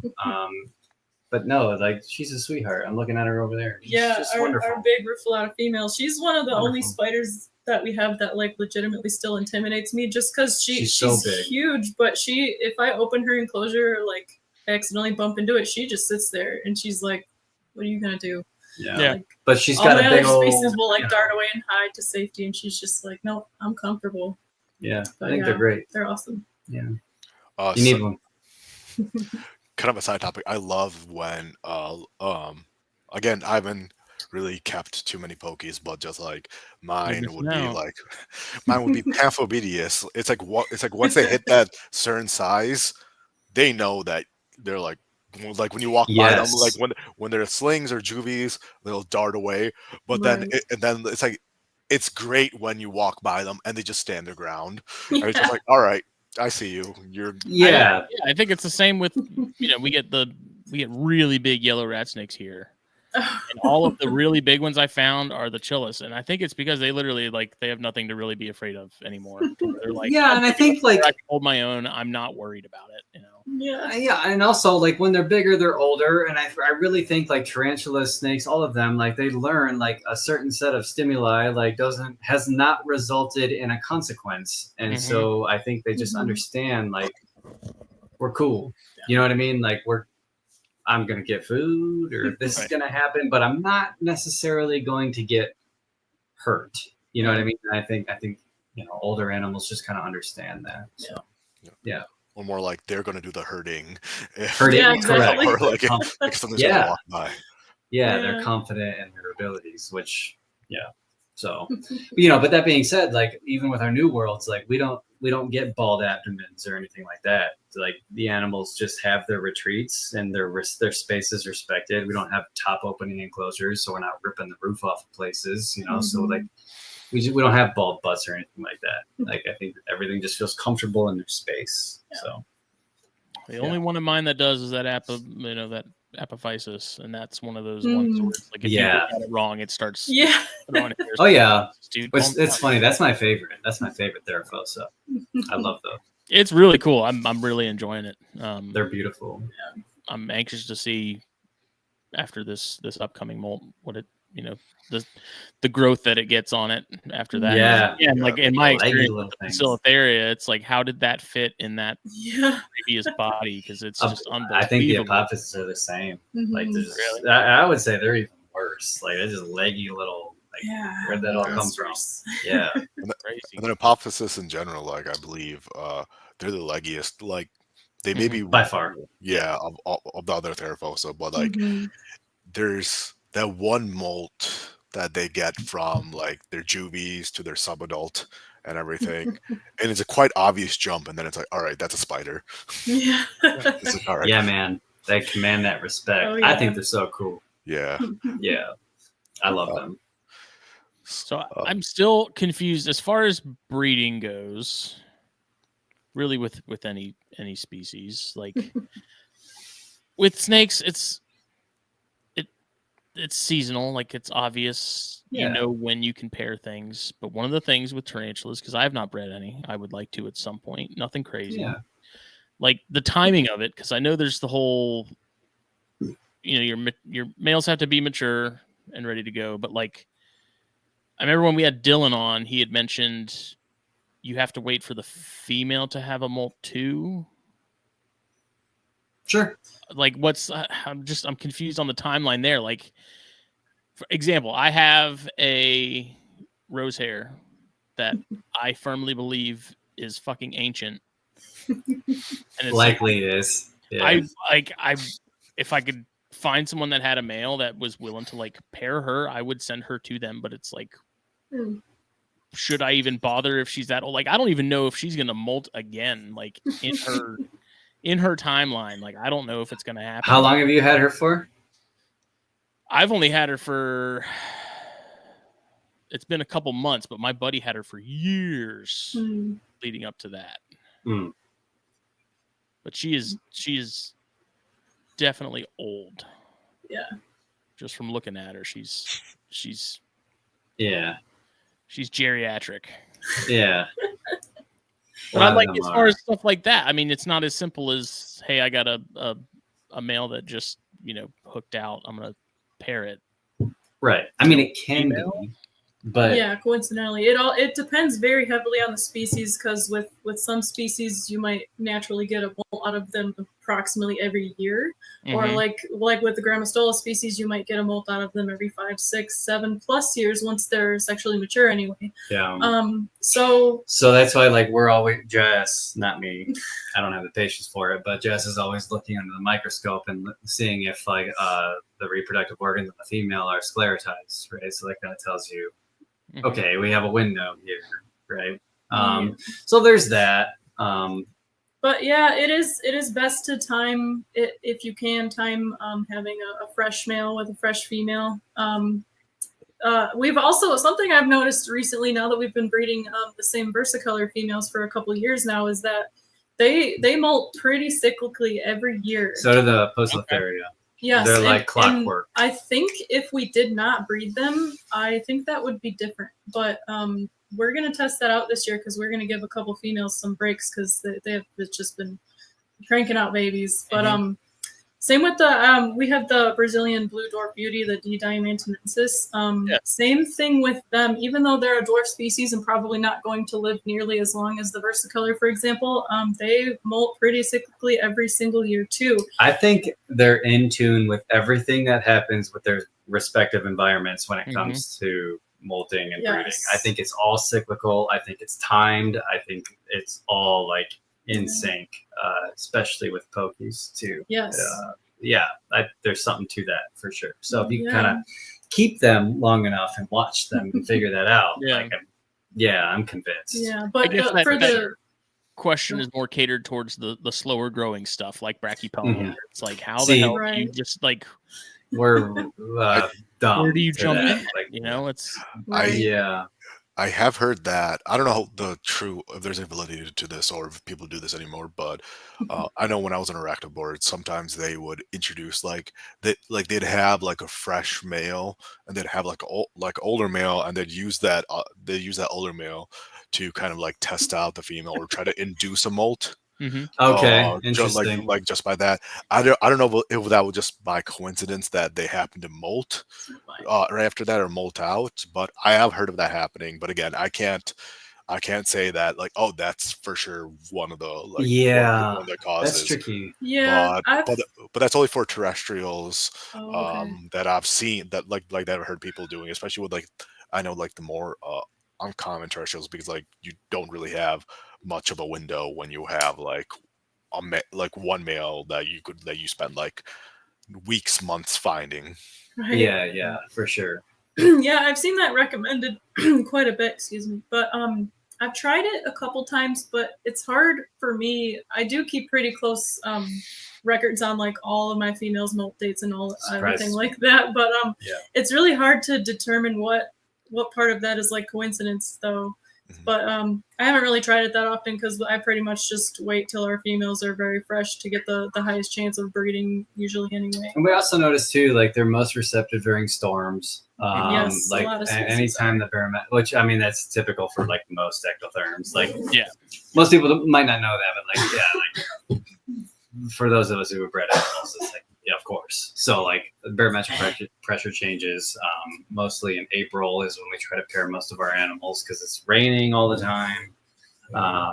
So we try to sync it all up. Yeah. I'm thinking of the classy in particular, that being a species I imagine I'm very interested in down the road, and it may not even they're so cool, man. Happen, but yeah. I imagine they are because it's cyclical where they live too. They experience those seasons. It's such a cool animal. You definitely timeline of the whole thing to me is just so confusing. Yeah, and then I've also heard this with more terrestrials. Just also being obviously be cognizant of your weather patterns and everything. I'm a big proponent of regardless if it's reptiles or inverts. Look up where they're from. Look at the weather patterns. Look at if it's raining, if it's raining at that portion of the year, maybe try flooding the. I don't mean actual flooding the enclosure, but just moisten it down a little bit more than what you would used to. Yeah, you used to try to mimic it as much as you can because these are still wild animals at the end of the day. Exactly. Yeah, they're products of their environment. You're absolutely right. Start there. What happens where they're from? Yes. Yeah, that you're right. Oh, you mean Petco? Right, yes, correct. Exactly. What happens in Petco when the lights go on, the lights go off. Yeah. It's huge. It's everything. They're all products of the environment. So yeah, we're always cued in on that for sure. Sort of shifting gears a little bit. How was Daytona for y'all last year being in sort of the Dungeness intersection? It was a weird little spot, wasn't it? It is a very weird little spot. Yeah. No, it was good. We're gonna go back. We just got the invite today, actually. Yeah. I did too. Yeah. Yeah, so we'll go back. That was fun. Yeah. I think honestly, like Daytona is not just a show; it's kind of like a little mini vacay, right? Yes. Like, Mhm. there was like dead people on the beach last time we went. That was kind of fun. Wait, what? Yeah, Dude, there's that like dead beach, people. there's always weird stuff It was- going on. Yeah, Dude. Yeah, it was weird. yeah, we had great food, great drinks, dead people. Good show. I mean, yeah, man, we're gonna go back Yeah, it for was sure. fun. So I'm trying to decide if I want to vend again or not. I can't tell if can't decide if I enjoy it more as an attendee. oh man, yeah. good No. point. Yeah. Definitely. I wish I had more time to walk around. Like there were so Yeah, many banger vendors there with so many cool things. That's true. Yeah. I like to be Yeah. able to like go and do something if I want to, you know. Yeah. Right. No commitment. Yeah. Not being tied to a table, you know, but at the same Right. time, Yeah. you know, with the apparel and stuff last year, I did pretty well, and I think I do even better if I worked on my my display stuff a little more. And figured Yeah. out You just gotta bring a buddy with you. Hey man, can you watch this while I go do anything else? And you know. I'll pay you. Yeah. Yeah. No, Daytona was fun. We're excited to go back. Yeah. We're gonna go back, right? Mhm. Okay. I want to. Yeah, I think we're gonna go back. Do you guys vend at Tinley too? Yeah, we were just talking about that. Yeah, this one's gonna be a big one. We've got some new aesthetics going on, new products planned. Do you guys vend Yeah. March or October? Both. Or both. Yeah, you have to do both. Like if you Okay. because the way that works, like you can't just do one or the other. Like you have to Yeah. keep your spot. So Oh, okay. you There's got like a Yeah. wait list, like 100 vendors long at any given time, and they don't go in order of like the date that you signed up necessarily. So Correct. yeah. Let's be real. It's not about that. yeah. Yeah. So yeah, we have to do both, which is great because that shows. I mean, we Always been good. Yeah. How does Tinley and Daytona compare? I've never been to Daytona. Was supposed to go this year. Some things came up, so I can't attend. But like I'm super curious because man, I feel like from your perspective, like from like a guest perspective, it's like Way different. it's awesome though. Yeah. Like they're both awesome. Yeah. There's a lot more room. I feel like in Daytona, Oh really? like as See, far we've as shoulder always been space told goes. from snake people that Tinley has always felt more like strictly business, and Daytona is much more of like a party. I'm sorry, Yeah. Tinley doesn't have dead people, and Yeah, I was gonna say that's Well- maybe that's the well, if you go to Chicago, Yeah, I'm sure they're there. We just haven't seen them. Yeah. No. Both are worth traveling to. I Yes. think. At least once. Yeah, Yeah. but we do more sales wise in Midwest. Got it. Sure. Yeah. Which that just comes with the territory. Yeah. I grew up going to Tinley because Tinley was in my backyard. And, Oh, nice. Yeah. And I was there when they used to do like, I think for 2 years they did like the Arachnids pre-show on Friday. And Yes. everything, where people would give the talk. I remember when Jacoby? Pokies were. Yes, yeah. Yep. I was Wow. there, dude. I worked for Jess of Marshall Arachnids at the time. Oh, nice. Yeah, I was like, yeah. I was just like random kid who just walked in, did not know anyone. I'm like, Yeah. I'm on Arachnid boards, but like I sat down at a table. and like one of the events was like it was when Pokies first like kind of came into the market. You had to walk around the table, guess how many Pokies were inside, or something like one of the enclosures. Or Really? was it something like that? Or I don't know. was it just or was it guess? It was guessing the amount of something inside that, and the winner got like assigned something and a Pokey. Whoa. Interesting. That's cool. Yeah. Okay. I don't know. I think they stopped right after that year. They like, did. stopped doing Yeah, it, I which remember. was a bummer Like, because like because you had like I'm blanking on names right now, but you had like a ton of people, like a ton of the bigger names who I don't know if they're still in the hobby anymore, I don't think so. or if they're just more like low key. I saw was it Chase posted on Arachnids Classified some of it, like the majority of his collection. Oh yeah, we bought a bunch. Like I just Yeah. picked those up today actually. Nice. Yeah, all the Avix and shit. Yeah. But he would go to that one. So he's still kind of around. I don't think Jacoby is. Yeah, He would always Jacoby- present. I don't know what Jacoby's doing now. He kind of like after that he kind of like fucked her right out of the hobby. He was- Yeah, I don't know. Yeah, it was weird. It was like he had some weird like defiant words to say, and then like, see ya. See, I know him from his Bush Viper page. Oh, he keeps HOTS too. I didn't even know that. I don't know. He had a what was the name of the website? I don't know if it's still around or not, but it was like Bush Vipers of the World. They're kind of hilarious because that at the time that genus had like 8 species in it. But that's so like I was familiar with him in that regard, and then I started seeing his name pop up in some of the older arachnid related stuff, and I'm like, oh, is that the same guy? And I looked, and sure enough, it was. I learned quite a bit from him. Yeah. Anyway, I think we have some of like we have his the bromeliad tarantulas that he the offspring of those animals from like way back when. Yeah, I forgot to mention those earlier with the avicularian species. Yeah. I think I swallowed a fly. So that's flies. So we're like cultivating fungus gnats because I'm feeding them to my ogre spiders. So like they're just everywhere, and we're like they're in our mouths, in our faces. Anyway, actually, that's kind of like a kind of perfect segue. Sure. So what is it? Dinopsis? I think that's the genus. Either like, technically now I think they're Asianopus, but Dinopus. Dinopus. Yeah. I still refuse to call them Asianopus because that's stupid to me. But like, how did you stumble upon them? Because they're not. I remember like Tom back in the day having some. He would post on his like arachnid on the arachnoboards classified section and everything every so often, but like I've never really heard of anybody really working with them. It seemed like people would get them, keep them, they die, and they'd be like, oh, they were cool. Yeah, that was cool. Anyway, moving on. Yeah, well, we weren't any different, really. So yeah, I don't even know how it started. No, it was hilarious because we were just like Marshall Arachnids was becoming a bigger thing, and we were like, let's like design a new logo that's like it looks similar to our classic like purple and pink M, but let's like put a spider on it somehow. And like we were just doing research, and we were like, look at how cool these ogre face spiders look like. Let's try to turn this into a logo with our colors. And we found a really cool picture of it was, I don't even think it was like the same species. It was something from Australia. I think it was subrufa or something like that. Something from Australia. Yeah, but then we designed our logo, the one that's on his shirt right now, and like we got like our official logos and stuff and debuted it on our website and all that silly stuff. But then like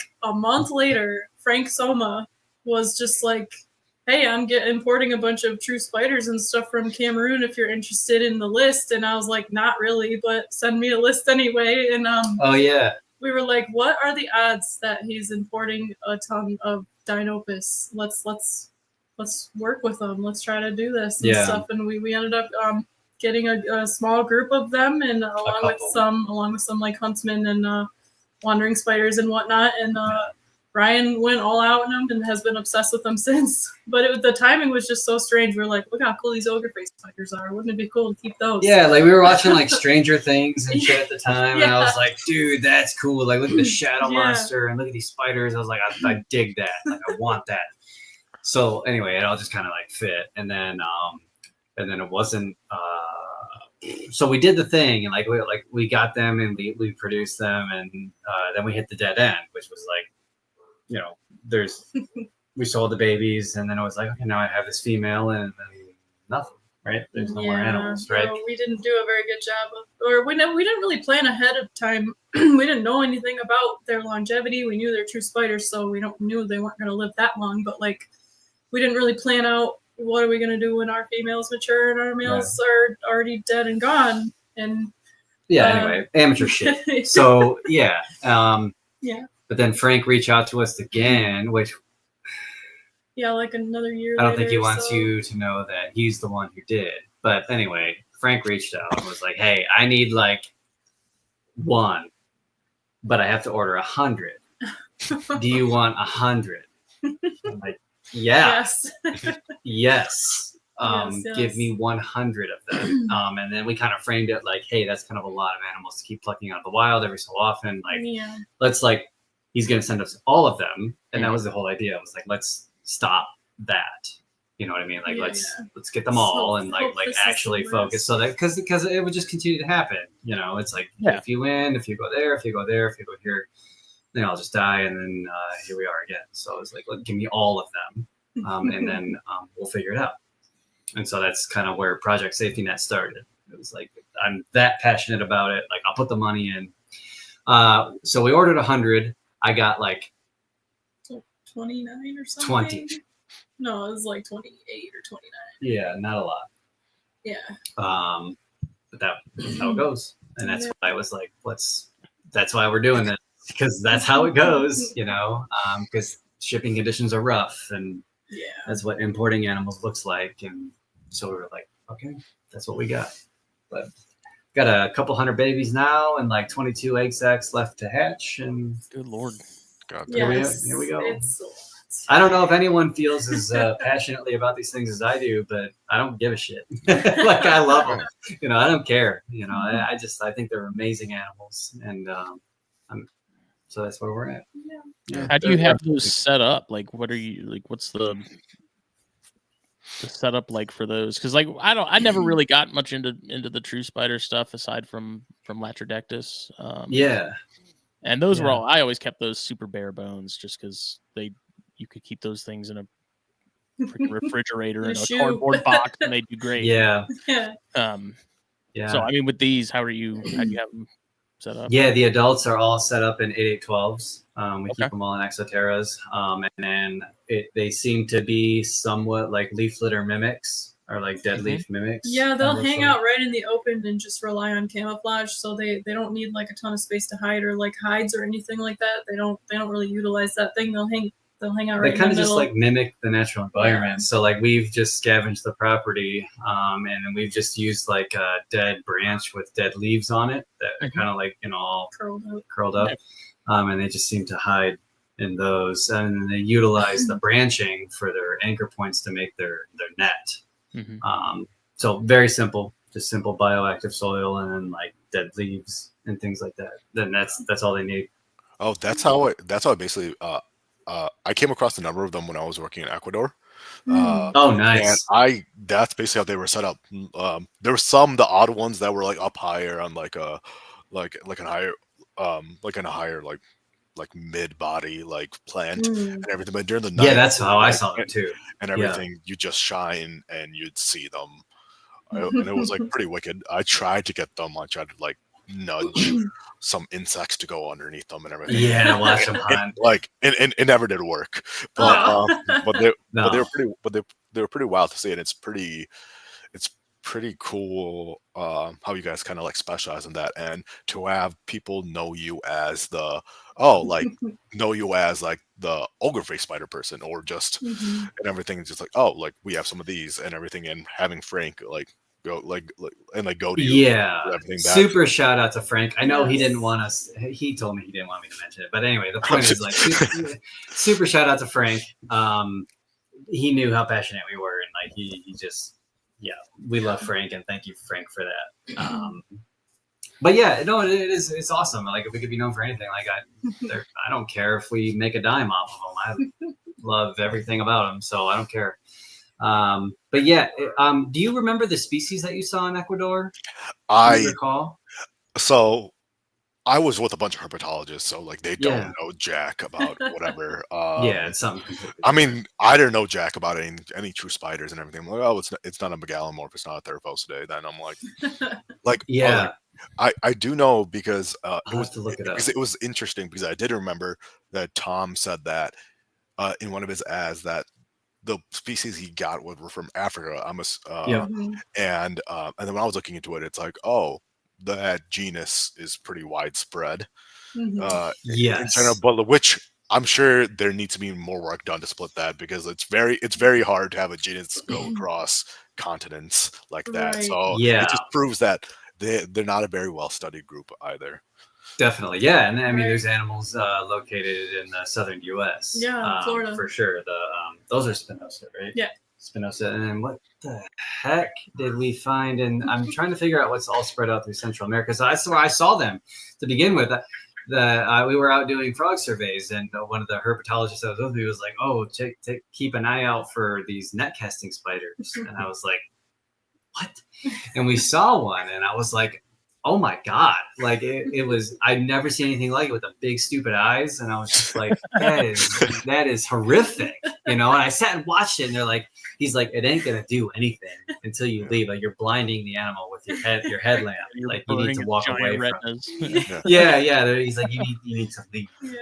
Like, it's actually pretty funny how we're so used to tarantulas and spiders as having multiple eyes. That when we see one that has two main focal eyes, it's like that's fucking weird. It is. Like, I know. Yeah. When it's like the most natural thing to us, like two forward-facing eyes, Yeah. you know. But people are like, That's "What? an No, it's a abomination." freak," you know. Yeah, that's just adds to their charm. But yeah, it's interesting. I bet we saw the same species, though. I bet it's. Yeah. I bet it Potentially. is. Yeah, I bet it is. Yeah. I'd like to find. I've only seen one. I've only come across one. It was the southern trapdoors that we have here. Hmm. I think it's the southerns, Trapdoors are cool. but Yeah. I don't know how I came across this one. I found it. It was above ground doing something, and I was like, I've never seen that before. And I was a kid, so I was like, that's cool. And Right. now I'm like, I'll bet you those things are everywhere. You just don't know it. Kind of like rough green snakes. Like they're Definitely. Yeah. all over the place. You'll never know because they do it so well. But Right. I wouldn't mind if I could hunt down some of those. I wouldn't mind keeping those. Those would be fun, I bet. Yep. We feel Yeah. the same way. We always say it, but I'm like, but again, like if you're doing it right, you should never see them. Yeah. Yeah. Okay. One thing at a time. You know. Yeah. Are there any species that are on your radar that you'd love to work with, regardless, like if it's a tarantula or true spider? Because I know you guys worked with like Heteropoda David Bowie, and Yeah. like, are you guys branching out into them more? Or are you looking to find your own, like another kind of like unknown kind of species? I mean, like personally, I'll be honest. Like, I could sell everything and just work with the Deinopus, and I'm fine. I wouldn't miss anything. But tarantula-wise, like, Pecastopelma. yeah, Pecastopelma for sure. The bromeliad Bromeliad species, spiders, which we have. I'd like to make them. What were you gonna say? The Flamingocylus, the red. Oh, Saba Red. Oh, But other than that, Flamingocylus like, species. mm. Yeah. So I wanted to get the Megaphobema or Abdomegaphobema mesomelis, and I did. I got some of the only females in the country, and I tried my whole thing with trying to breed them. Had a mature male. That's another we got a Highland sack. species, montane species. Yes, you we know. had an egg sack. Had a couple failures, and then unfortunately just got out of them just because we weren't. Yeah, we tried. You know, Yeah, it we just tried. wasn't- We just You know, it's like this whole base is set up for AVIC and pokies, and then we try to like breed a highly specialized, Yeah. montane species that's very limited in numbers. And it's like, It was still really fun and rewarding keeping that species. I've heard people keeping those species and trying to breed them I don't know if they were successful or not, but in Europe and over here in wine coolers. Sure. To keep them at much lower temperature. I know Alex, I think he had a wine cooler set up for his because the theory was that even if you keep them at like the coldest part of your room temperature, that's what can cause the mature males to go infertile. And everything. But again, I don't have any like factual evidence to base that off of. It's just like I think it just stemmed from people just not having success or trying to come up for a reason why. Yeah, well, we fall right into that category. Yeah, I know there was a keeper. I can't remember which European country he was from, but he documented his whole process. I don't recall him noting anything about the temperature that he was keeping his. I swear to God, the people who are most successful are like, I don't know what I did. Yeah. I can't tell you anything. Or they just refuse to straight up tell you and everything. There's that too. Because I still think that it's like the same thing with, like, for example, Pamphobetes ultramarinus and everything. It's a high species and everything. Nobody's gonna tell you, and especially when you have these species of Pamphobetes where we may have multiple of the same ones because different collectors go collect them and they'll call them different things, but only they know the exact like elevation. They know what and that's why you have like I don't know like species white metatarsus species or like Zanessa species orange, Zanessa species white, Zanessa species like all these other things because they don't want to kind of give that up. I do know with the ultramarinus at least there's a couple different collection sites, so that's what's thought to also kind of probably contributes to the difficulty of breeding them. It's that you have different individuals from different sites across different elevations at different areas, right? So they may appear to be the same spider to us, but like just like visually, but are they are they like more adapted to their own like microclimate from the area they're found? Yeah.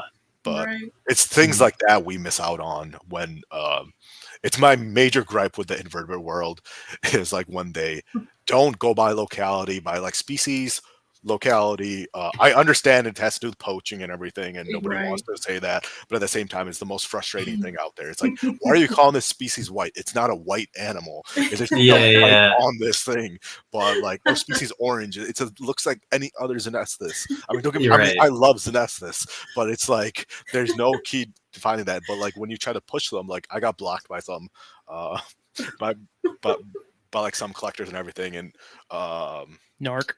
Hey, man, I hate that. Yeah. And I did accidentally one time when I was in Ecuador, I found what I thought would be a new species of Pamphobedius, what fit into Pamphobedius, and this one collector who I didn't know was a collector at the time, he was like, "Oh, that's really cool. Where did you find it?"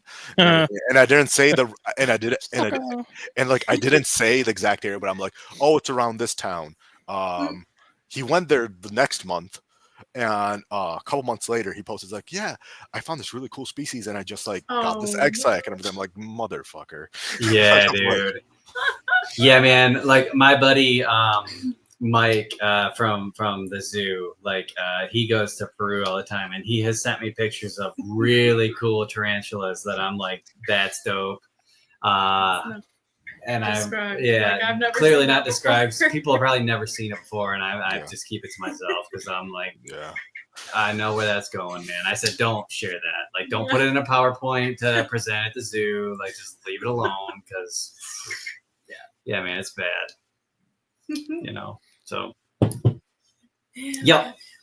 Such is the part of the part that we play, but other than that, I don't know. I'm happy with what we got. Like I want to master what we got. Like seriously, like I'm more than happy with that. I don't want to grow anymore. No centipedes. What about centipedes? No scorpions. Dude, we did. We tried the centipedes for like a month. No centipedes. We got a couple of the Malaysian jewels or Malaysian, which a piece of cake, right? Just like a Highland centipede that just lives underground, like piece of cake. And then we start doing research into like how to sex them, and then we're like, all right. Don't you have to hold them underwater or something? Oh, some people drown them. Some people gas them, but like they can wake up at any second and like murder your man. Dude, so. And then, so we decided, okay, maybe that's not for us. And then we went to like pack them and ship them out to friends. And then I was like, this is a nightmare. Like it was so packing hard to a centipede. Them. Yeah, they can climb up smooth surfaces, so they were climbing up our tongs when we were trying to. Yeah. Never again. Nope. Not doing that. Yeah, I draw the line at centipedes. I'd be if I had one climbing up the tongs towards me, I'd be squealing like a girl. I'm not. Little demons. I kept my little what is it, Sumatran cherry leg or whatever. Yeah, we got a red one it's over called. There, but that's enough. He's cool. That's a he's pet. Cool. He chills, but that's it. That's enough. Centipedes and tokay geckos. Those are my two bugaboos. Tokay. See, I do love tokays. I do. I think I appreciate those poor tokays for what things. they are. From a distance. Yeah. Monsters give me the willies for some reason. They are monsters. Yeah. I had one briefly. It was a male, and he would call every night, all night, and I'm like, "Fuck you, dude." Yeah, man. I felt the same about Agalaichnus, like red-eyed tree frogs. I've had a bunch of them over the years. I just like, all night. I'm like, okay. It was soothing for the first night, and then after that, it was fun. The illusion is shattered. Right. Like I wish you would just stop talking. Yeah. It's like there's not a female within like 50 miles of you currently. Like right. Yeah. It's not poor happening. Dude. Yep. Any herp projects that y'all are? Good question. You want to hand me that? Yeah. So we're working on. What are we working on? We have a lot of crested geckos, but crested geckos, it's not really something to write home about. I mean, they're fun. We have a bunch of those. I don't know why we got it. Hognose. We've got some hognose coming out of hibernation here in a minute. Lots of lavender projects. Some boas. Yeah, I like boas. I do have a reticulated python, which I've told myself no many years, just because I worked with them at zoos and I saw them at full size, and I was like, this doesn't make sense. Like, why do people keep these animals? But here I am. There's one over there. And then we do have some boas, some smaller BCIs, but the IMGs. Oh yeah. Yeah, like the black boas. You should look into Longicata. It's like a natural. I love Longicata. Like I've been telling her for years. Yes. I have like a 2.3 group growing up right now. Hey, keep us us posted. We'll buy babies from you. They're beautiful boas. Love boas. I love them. Longicata is a beautiful snake. That's it. Yeah, we got Kalsuma. Yeah, I'm looking at. Oh yeah, because you guys had Clemeri, right? I saw. Yeah, she just can't stop making those. Yeah, those are cool too. They're so fun. They're packed full of personality. Little shits. What's the species that's electric blue? Oh yeah, like Williams-eye? Yeah, Williams-eye. Yeah, they're awesome. No, because they're not as cool as Clemeri. Like they're shy. Clemeri over really.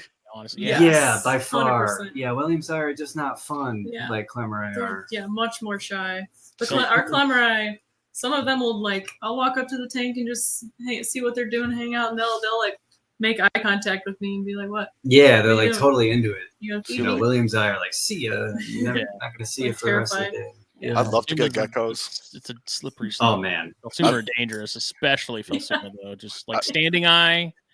If I had the room and stuff, man, like, oof. Yep. When I was working in Hawaii, like in the botanical gardens, there was a lot of Philsuma around. Oh, yeah, Longicata. But right? What is it? Laudicata. Right? Yeah, sorry. Yes. But the only thing with me is like, so stealing the statement from Owen from NPR and everything, I can't keep an animal that falls apart. I can't do that. Like, if you're gonna like yeet your tail off, and I'm just like, I don't know. It's just like wet paper. And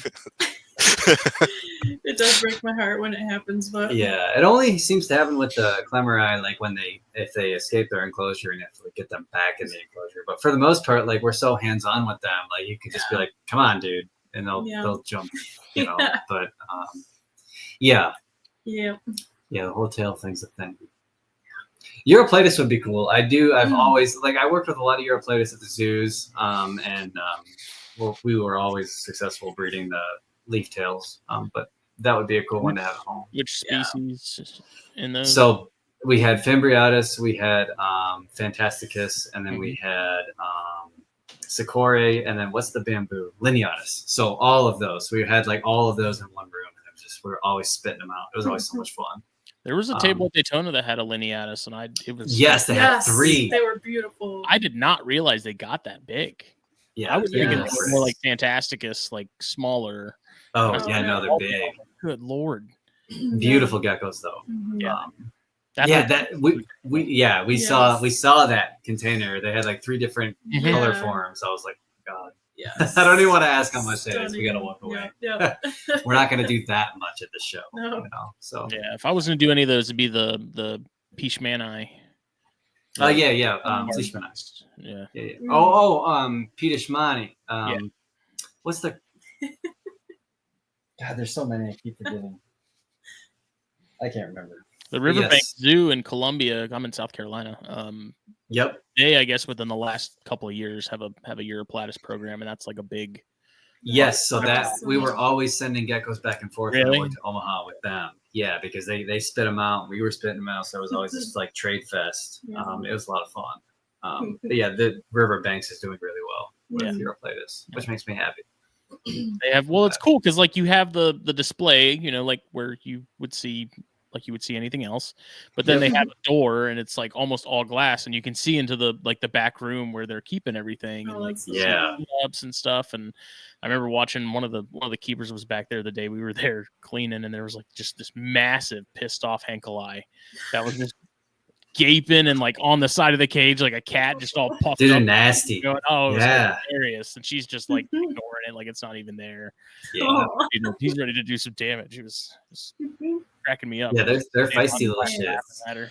See, I don't have much experience with geckos outside of just like keeping wise, like with leopard geckos and everything, and that humbled me real quick because I'm like, oh, I'm like I got this like like this large tangerine something male and everything, and it was just like it was like kind of like gaping, like I mean, like when I unboxed it, and I was just looking, I'm like, you're not a monitor lizard, it's not a big deal. I'm like, I'm not scared of you. That thing chomped on me, and I'm like, you motherfucker. I was like, I got like terrified of them. I'm just like, no, I can't. You got some strong little jaws. Yeah, and I'm just like, They're come on, man. tiny. We're from the same environment. Why are you gonna do this to me? Yeah. They're fun. Yeah, they're cool. But do you keep any arid species, or just like mainly we have tropical? some. Oh, I We've forgot we got- have oh, viper geckos. yeah. Oh, you're talking about Oh, tarantulas? Yeah, Oh, I guess so. I get. I guess like geckos, but like anything, I guess. Yeah, no, we do have the We've got- vipers. Got a big group of viper geckos. I would say that's Wanted That's some of those probably for a it. really long time too. They're they're so cute. They're another like tiny gecko with so much personality, and Yeah. they're so chill despite like being tiny and like kind of defenseless. Yeah, they're more like little frogs than Yeah. anything else. Mhm. Yeah. they're Do they break precious. apart? I I haven't think seen so, it. but like they're so chill that I don't even. Yeah, like we've never seen one being stressed. Yeah, I've never seen- period. Like they're just like whatever. I think above all else, I'd be if I were getting heavy into any geckos, it'd be Strophurus without a doubt. Yeah, we've yes. been talking about that one. Like if we Yes. ever decide to do Strophurus, that'd be sweet. Absolutely love them. I would love monitors. Don't get me wrong, but it's just like this is just not the place. Yeah. Like, it's just not. They're a lot of Not time it. from what I've heard. Mm-hmm. Yeah, Yes, yeah, they're too smart. they're like toddlers. Yeah, I had my pair of Ackies and I enjoyed them. It was just one of Ackies the are great. things where they were taking up a lot of space, and it was like, Yeah, it's a lot. yeah. Yep, no little dinosaurs. Oh, my buddy, he lives, the guy that my friend that got him, he lives, 30, 45 minutes away from me. And last time I was at his house, they were both still there. And, I just Cool. opened the cage and was playing with them. And, Oh, it's good Cool. stuff. Yeah, Yeah. I always like having a friend that has the stuff that I want. there it and everything, is. And then it's just like, all right, and then it's like, oh, I'm like chilling with it and everything, Get and your then it takes Yeah. a massive dump inside this enclosure. I'm like, all right, I'm gonna go now. You put it Yeah, back. dude. not my problem. Yeah, man. And like I knew better when before we got this retic, and I was like, I knew everything because I had them before, and I was just like, yeah. And then every time we come down here, it's like. Like it's like a Saint Bernard just took a dump. It's a lot of work. I get that. Back in the day, I used to have like a friend and I we kind of like co-owned like one like wild caught larger individual, but like now it's like now that I'm older, wiser, less hairier, I ended up getting a high percentage locality like animal, and so like she should, I mean, like I'm ready for like if she does end up getting massive, but like at her age right now and everything, I'm not like withholding any feeding, whatever. She's a manageable size. They still have that large attitude and everything, sure. and it's just like just the less of like I'm like the moment I open up their enclosure, it's like, oh, I'm gonna kill you. Yes, which is usually good. A good Yeah. thing. Yeah. It's like lean and mean. Has its endearing qualities. Yeah. Yeah, lean and mean is good. That's what we always said at the zoo. Lean and mean. Like with our Komodos and our Crocs, it was always like lean and mean. It's a healthy animal. You know what I mean? So. Yeah. Yep. Well, we are at the 2-hour mark and change. What is the best Time way for people to flies. get a hold of you if they need to buy some spiders or pick your brain? Go for it. Yeah. Check us out, marshallarachnids.com. We are on the socials. Not TikTok. We don't have time. Well, But we are on TikTok, but we're not. oh yeah, we are. But who cares? Facebook, Instagram, at Marshall Arachnids. YouTube. We're doing a YouTube thing. We're trying. People have always asked us for like really nice edited like informal videos. We don't have time or the patience. Dude, I'm right there with you. Anytime I like- got to edit videos, I'm like Yep. ready to pull my teeth out. There's Yeah, nothing that is a I skill. hate more than Yes. editing videos. Yep. I do it. So we're live streaming to combat that, you know. Yeah. So we're on YouTube. But if you want to buy spiders, MarshallArachnids.com. We're on Wharf Market as well. That'll do it, I think that's about it. Cool. Well, this episode, as always, brought to you by FullVSapparel.com. Use the code THN at checkout once again. Yeah, give me one of them shirts, man. I got you. We'll get you taken care of. We'll get it hooked up. Yeah, I'll buy one. I'll buy it. I want one of those shirts. Well, it's like so. Like this is the only show that like I send shirts to guests. Like the other ones, we don't really have shirts for. I guess like we do, but I don't know. This is just the one where I'm like, you know what? We're gonna start the show. We get guests. I'm sending them a shirt. Like it's happening. So Yeah, we'll even share it. doing it. It'll be fun. I'm sending you both. You're both gonna get one. Please do. That'd be awesome. Sure. We'll rock it. We'll rock it during our live stream. It'll be great. Yeah. We will be back Monday. It's Thursday already. Good Lord, dude. Yeah. My days are all kinds of jacked up. We'll be back Monday for Snakes and Stogies. I think. I'm pretty sure. Yeah. I like that. And then Flippin' 10 again is happening at some point whenever Jake and Sky get their life together. So whenever I know when that's happening, I'll be sure to schedule it and let it be known. Tune in for that. Thank you, everybody. We will see y'all later. Thanks, guys. Love you guys. Thank you so much. Thank you.